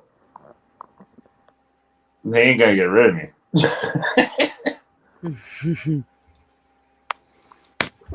Yeah. Anyways, yeah. Okay. Biden's fuck. Trump is gonna be the 2024 president, and Well, if if we can you're keep him lefty, alive anyway. go fuck it. It's like they were saying, man. Trump, careful what you eat. Make sure that fucking 15 other people are eating the shit that you're supposed to eat first, because well, they're gonna figure out a way to take him out. I'm confused about how I'm still confused after the debate, how many Democrats were still like, we support Joe Biden. I'm like, are you people fucking stupid? Did you watch the debate? I don't get it either. I don't. I'm like, are you people literally retarded? I mean, maybe they're also stupid as Joe Biden is. I don't know. And if they watch the debate, even before the debate, if you watch Joe Biden and how he just walked normally, if that was your parent, you would wonder what was going on if you've seen them walking across a lawn like that, unless you knew there was an issue. But if that was just your parent and they went trucking across, well, slowly shuffling across the lawn like that and ended up falling or not, you would really wonder what was going on with your parents. Yet these people they don't blink an eye about the man that's supposed to be running our country, which we all know he's not the one running it. Yeah. You wonder how those people that say, oh, we're going to vote for Joe Biden, how can you do that when you know damn well that shit ain't normal? You would wonder about your own parents if you've seen that. They are deranged Trump advocates, like against Trump. Just deranged. 2, they didn't watch the debate. 3, even there was a interview done with some seniors in like Michigan or Wisconsin. I can't remember which one. Mm-hmm. And it was after he did the whole Vladimir Putin when it was Zelensky and called Trump his vice president. And people were like, oh, yeah, no, we're still voting for him. I'm like, are you people fucking stupid? Like, I mean, literally, are you people literally fucking stupid? I'm sorry, there are stupid people that should not be allowed to vote in this country because they are so, I have to use the word again, they're so just fucking stupid. It's like, what the fuck are you watching or looking at? And then Trump gets shot, and they're like, "Oh, he fell." Yeah, you're idiots. I'm Michelle Trump, and I'm Trump's new child. Oh, Jesus, Jerry. Yeah. And there was a new report that came out from White House interns. Now, Oh, my again, God. so we have to allege, because whenever it's a news outlet, it says reports, of course. You don't know, but it's from White House interns saying that the succession plan is, as long as Biden gets reelected, the succession plan, one, is Kamala Harris, which obviously she's the vice president. Fine. She's on the ticket. You elect her because she's the vice president. Fine. No problem with that. The succession plan also includes Joe Biden's wife, who I believe is already running the country. And then the Mr. Vice President, Kamala's husband, who, again, both are not elected people, but they already claim those are actually running the country and the succession plan. I'm like, but they're not elected. So that's the deep state that you talk about in politics when people say deep state. It's the unelected officials. Yeah. It's called the elite, and they're the ones that actually make the world go round, not just our country go round. Yeah, Joe Biden is running the country right now. Let's not be mistaken. Kamala Harris is a fucking dipshit. She has no idea what she's doing. She's done nothing except for just spew fucking nonsense for almost 4 years. She has no idea what she's doing. This is one of the reasons I say why when people are like, no, we got to start at a local level and that'll fix it. No, it fucking won't. This is so much further than government. Nobody's getting it, and they're not going to get it. And I know they all think it's a big conspiracy theorist and theory and all that bullshit. But I'm telling you guys, y'all keep doing the same thing. How many decades have people been doing the same thing and expecting a different result, and they're never getting it? When are they going to try something different to see if it actually works? That's called retarded people. Oh, fuck. I mean, I'm sorry. I have to put the word out. That's called dumb, stupid, mentally dysfunctional, retarded people. Yeah. That's all it is. They base their life off a promise. It doesn't happen. 4 years, 8 years later, whatever, they're like, hey, cool, we're going to get this. They do it again, and nothing happens. And well, it's kind of like what you said about, weren't you the one that said it, or was it Arby that said it about how when something will happen, such as the shooting, and how everybody just kind of stood there like, somebody come save us. Hell, is somebody like, I don't know, a big helicopter going to come down and rescue us all and take us out of this big bag shit? I mean, that's the kind of thing it seems like. Well, we'll just keep doing the same thing. Here, let me color that little box in there because that worked so well the last 4 years. Let's try that again. And it didn't fucking get him anywhere. In fact, it got you nowhere. And I know we had Trump for 4 years and things seemed a little bit better. But again, it is truly a Band-Aid. It is a Band-Aid. Unless you're willing to tear it down, it's like a house with fucking mold in it. You gotta tear it down to the studs and start over. And if you don't tear it down and start over, you are building on a shitty foundation that's gonna break again. 100%. And that's why Democrats are so full in. I'm not saying like the shooter or Biden or anything, just Democrats in general are so full in against Trump because once he said, this is not a democracy, we are a republic. That is what we are. It's the United States. We are a republic. We are not a democracy. We believe in democracy and democratic policies in a sense, but the U.S. was founded on a republic basis, not a democracy. So when they say he's a threat to democracy, it's like, well, yes, but because that's what the Constitution says. So he's actually factually correct. It's these people that are fucking complaining because they don't like how it's going. Had he got a second term, I think he would have failed. Now he gets the second term this time. I think he's going to succeed because you see the Republicans finally growing a backbone behind him to be like, all right, your policies, we get it. All right, this is what people want, and we're going to tear it down. And that's what needs to happen. So I'm not claiming it. If Trump gets elected, which I'm 90% sure he will this November, he and Congress and Senate will immediately tear down and replace a lot of things in this country that have become too big government, which is anti the republic state that it was meant to be. And I think you'll be surprised that you see states run more efficiently because of the lack of over federal reach, basically. I'm assuming. I'm not a politician. I don't know, but hopefully. I'm just a dumb white guy. Gay man, too.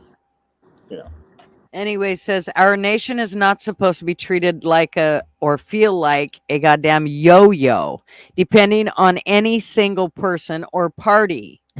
Bullshit political societal agendas until we return to what the Constitution is. Exactly. I agree 100%. That's exactly what it needs to go back to. Until we brush all that other shit aside that they've stuck in to all these laws and actually go back to what the Constitution is, we're going to be screwed. I mean, there's no way around it. The Constitution says we are a republic, not a democracy. And you can argue they're the same thing, blah, blah, blah. The point is, when the Supreme Court overturned Roe versus Wade, and was like, oh my God, we're going to have a national abortion ban. No, all that did was say states have the right to determine. That's what a republic is. The states have a right, not the federal government. So it's not overreach. That's the point. So whenever it's a threat to democracy, it's like, no, you're actually giving power back to the people and the states individually, not the government as a whole. Well, and the problem is now when they're putting laws into place, they don't put one law at a time. They're putting hundreds of laws in at a time with that, maybe even thousands, who knows, at one time when they do one bill.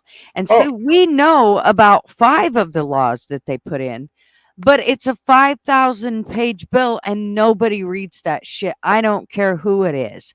And not even the people that wrote it up, because they all put their 2 cents in and there's a little fucking computer and it puts it all together and shoots that shit out. And then they all just sign it. That's how that shit happens. And nobody reads any of that shit. And that's where all of our freedoms are in those fucking bills that they just keep covering up and covering up and covering up. And we all just keep letting it happen. So even if Trump gets in office, remember, all those laws are still there and all our freedoms are still taken away. Well, but again, that's what, and I 100% agree. One, every law that goes into place has, and you said 5 or 10 pages. I'm like, dude, these shits are like 100 pages long. One of the last bills was 5,000 pages. Nobody's reading that shit. No one's reading that. Your team, you have a team of 10 people that's reading for you, summarizing you on it, but not telling you anything. But I think that's the point. Trump wants to remove that type of bureaucracy bullshit, because if you have a bill, for instance, an immigration bill, and the Democrats say the Republicans rejected our immigration bill because it contained amnesty, but that immigration bill also provides $40 billion to Ukraine. How is that even attached?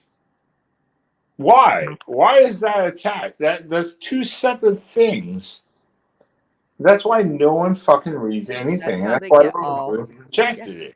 And the Democrats said, well, the Republicans reject it. It's like, yeah, because it's fucking nonsense. But I catch the Republicans doing the shit too.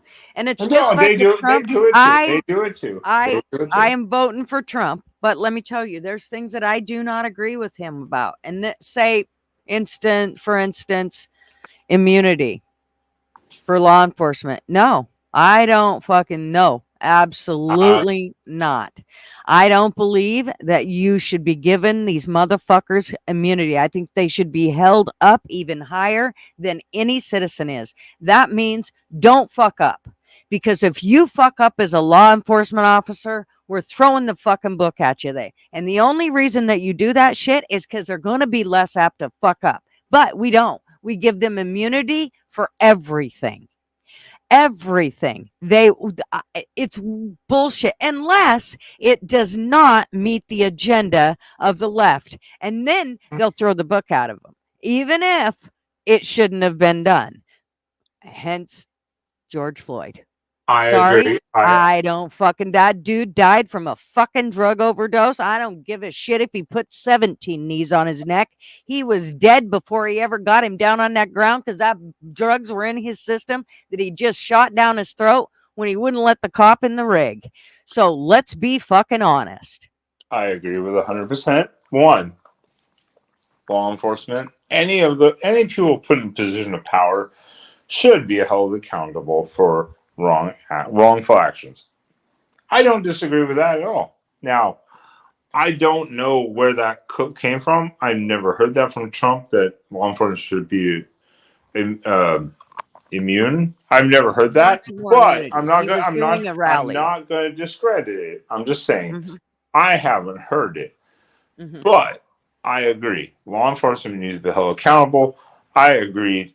The George Floydification, as a lot of people call it, and even from black YouTubers, the George Floydification of the country has been the worst thing that's ever happened. I'm sorry, I dropped my phone. I was the charger got hot. It's like the charger got hot. I was like, oh fuck. The George Floydification of this country has made it 10 times worse.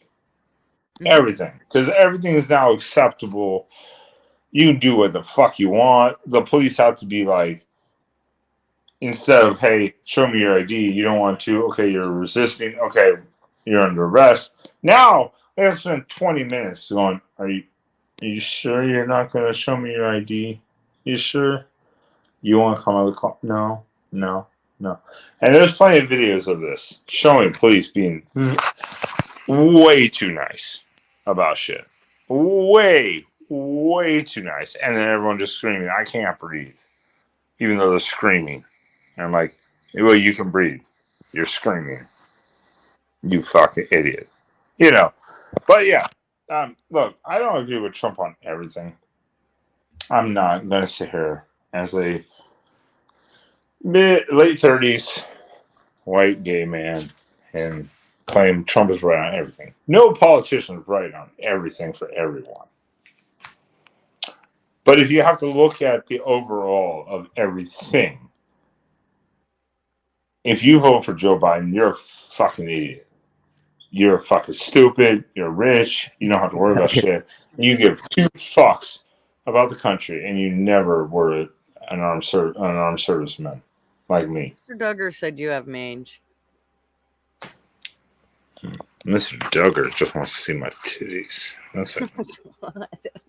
Mr. Duggar. I didn't realize that's what it was gonna. Look at this! Look at this little forest. Sam loves it. He loves the little forest. Oh, sorry.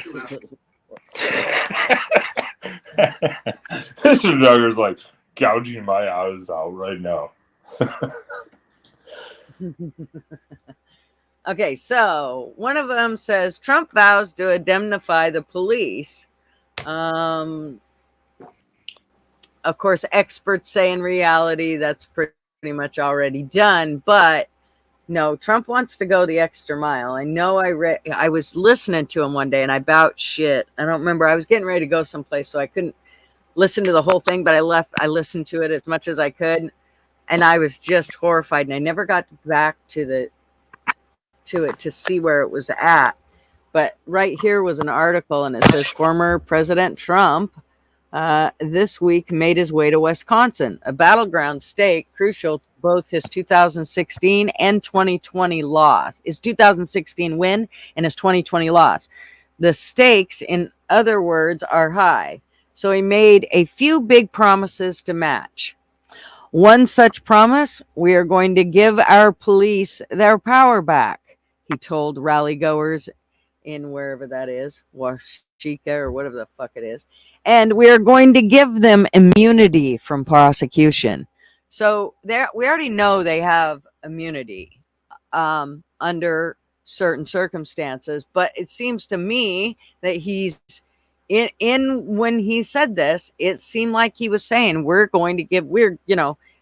basically when you do that shit, you turn everything into, martial law type of thing where they're going to be. I don't like the fact that you have police officers that aren't being held accountable because they become very corrupt. And come on, I can go through and look for YouTube videos that say police doing the right thing, and you're going to find about, let's just throw out a number of 500,000.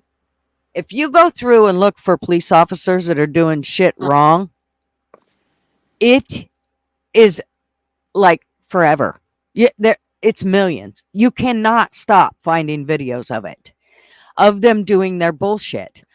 And I don't care if it's standing outside of school while kids are being shot up in Texas, or kicking a dude in the head while his hands are fucking handcuffed behind his back. I don't care if he spit on you, dude. His hands are handcuffed behind his back and you have no right to kick him in the head. I don't care what kind of piece of shit he is. And that's the kind of shit that goes on way too much nowadays, and we see it all the time in videos.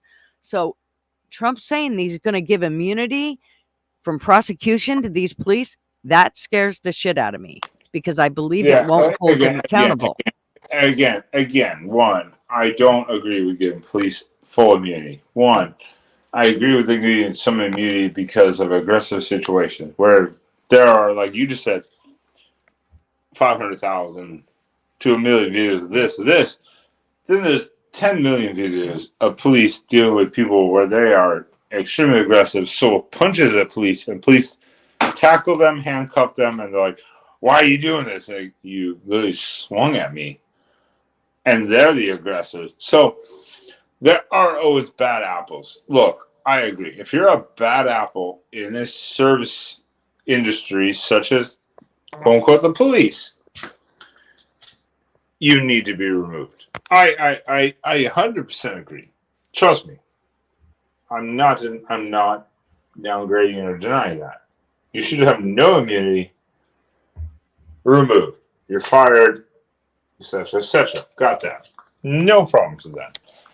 There are some police cases, though, that I do agree.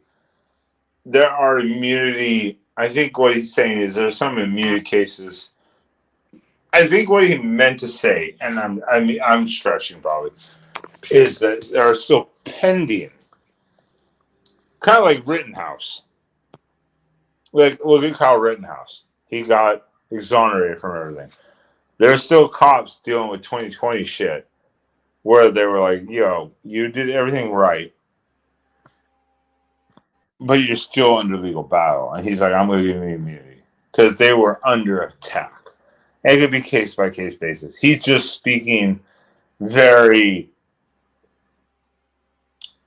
politically vague, I guess, is the way you want to say it. You know, I don't know. I don't agree on giving police full immunity because obviously there are bad police officers. 100% agree. Right. Yep. I've tried, again, I have a DUI, so I can't be a police officer right now because I'm restricted. And at the same time, I'm like, you know what? Probably not the position for me. Because some of these people I'd probably punch in the face. I would probably punch some of these fucking people in the face. They're so fucking stupid. I wouldn't I'd be want like, to you need to because learn. You need to have learned 20 years ago. Well, Yeah. but Well, I I just understand. think that trying to, if you was to try to be a cop today, you'd spend most of your time trying to kick the shit out of your partner for being, an asshole and not, upholding the law as he should. And so I think you'd spend more time dealing with that than you would with the actual criminals. Yeah, I think that's part of whatever statement or news story you got, I think that's part of what it is saying, look, the police are going out beyond risking their lives, running a situation that they don't know what's happening to a degree, who they're dealing with, and then dealing with consequences or backfiring of how they handle the situation. Trump is trying to balance of there's a benefit of a doubt because, as police say, we drive up, we ask you for your license. They're like, you know me. They're like, no, we don't. We don't know you. And they're like, you ran my license. I'm like, but I don't know that's you. Mm-hmm. So it's a benefit of the doubt situation at the same time. I kind of agree, but yeah, I'm 50-50 on that. But deport all illegals. 100%. 100% on board. Trump deport 2024. Oh, hell yeah. But I'm on board with that. Here again, though, how are they going to get rid of all? And I want to make it clear, every fucking illegal, everyone. And I totally understand what you're saying, but how do we get rid of those people now? They've infiltrated our entire I don't give two fucks. Well, I do because as they get them, remember, it's your freedoms that they are going to interrupt to get to those people, because those people are now sprinkled throughout us. I understand. And trust me, and this is the great thing. I love being the white justice gay man on the streams here that is dating an immigrant and lives with an immigrant, married, whatever you want to call it. Because he is from El Salvador. And even his whole family is like, fuck all of them. They came over legally through the legal process. They all have passports. They do whatever they want because they came through the right way. Hold on. Sorry, I don't want to smell my drink. I'm trying to balance against my belly here and open the door. Oh my god, don't spill. You motherfucker. I'm trying to enjoy you. There we go. Okay. I got there. I managed. I survived. But,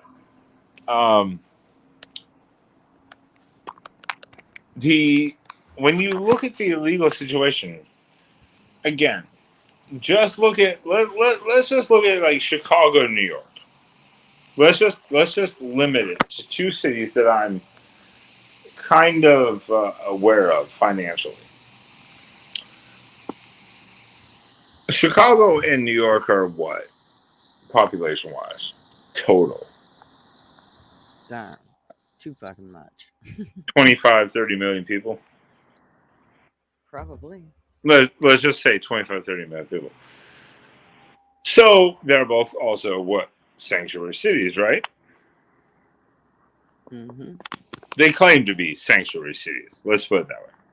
We welcome all. We'll protect everyone. Let's see. It's 2.6 million as of 2022. So now it's probably another 6 million. So it's probably 8.2 million. Yeah, I was just estimating the average, an original average. But the point is, they're both sanctuary cities. We invite all. We take care of all. We welcome you. Blah blah blah. Oh, yeah. All that fucking bullshit nonsense when they have no idea what they're doing, basically. So when Texas and Arizona and Louisiana primarily decide, hey, you're a welcoming city. we'll send you all these people because they said we want to go to New York or Chicago. They literally volunteered and said we want to go to here or here. All the media says that they're just busting people randomly. That's human trafficking. Like, they told the people where they wanted to go, so they bust them. So you get to deal with it because you said we're a welcoming city. And then what does Chicago and New York do specifically? New York has said they've spent, I believe it's something around almost like $100 million. Well, no, it might be around $1 billion at this point. I don't have the numbers in front of me, so I don't want to be put on record as this. But Chicago is like $70-80 million on illegal migrants. Shut down schools, house them, put them up, give them free food, taking their retorts about how this food is not, as I recall, what is it? Not locationally accurate, but ethnically accurate. Sorry, that's the word. Ethnically accurate food for them. So they remade the food and then gave them Visa cards to buy their own food to cook in a housing project the city built for them, which cost millions and millions of dollars, and they still complain. And then people still go in there and murder each other. Are you kidding me?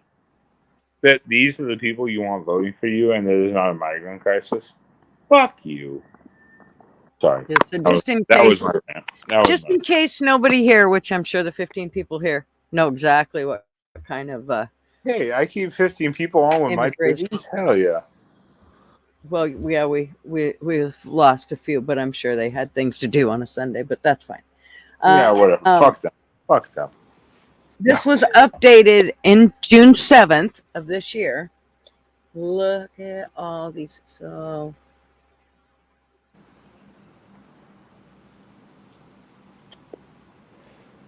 what's amazing is in Seattle, they are now hiring illegal immigrants to become police officers. Allegedly, no, they have proposed that. They haven't officially done it, but they proposed that. I'm like, are you fucking insane? I mean, most people are like, are you insane? One, how do you hire a non-citizen to enforce constitutional state laws? On citizens. On legal citizens. Absolutely I'd be like, fuck you, man. Fucking sense. Yeah, there's no way. That would go over like a lead balloon. If that passed, I don't doubt that there are going to be many immigrant officers that don't pass and get passed and or get shot and killed immediately. Because I'm like, dude, you can't be a non-citizen enforcing constitutional and state laws on citizens. You can't. No. What the fuck?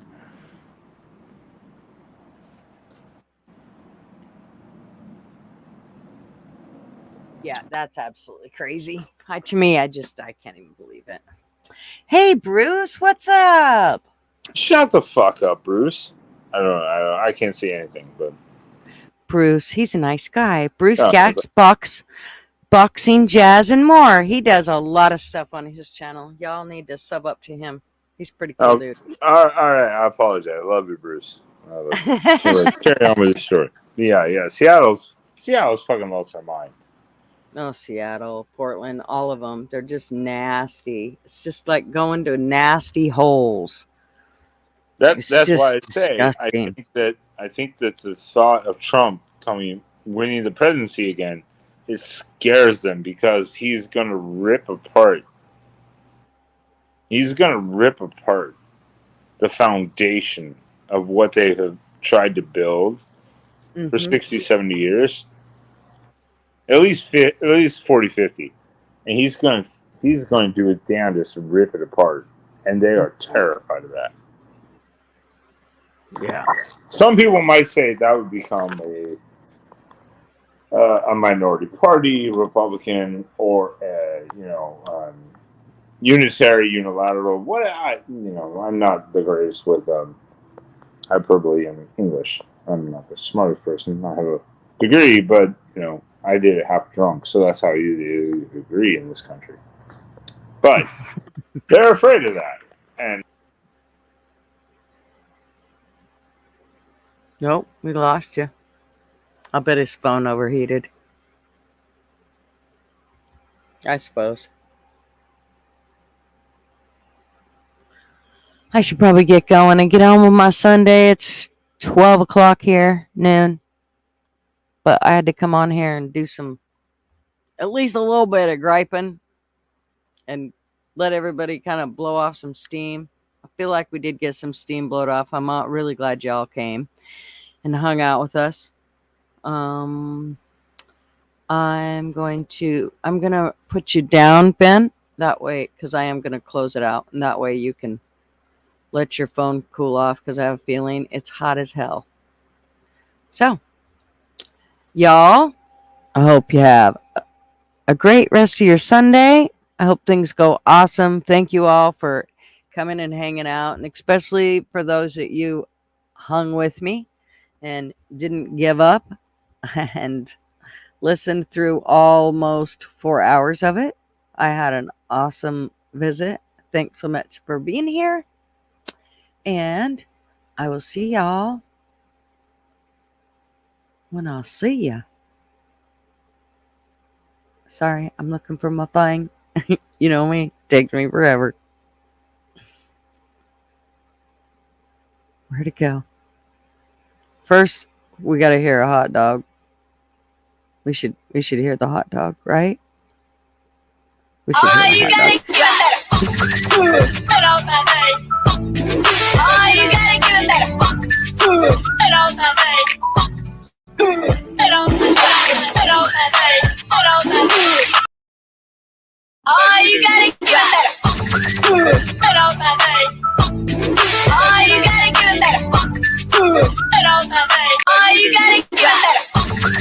Spit on that thing. Oh,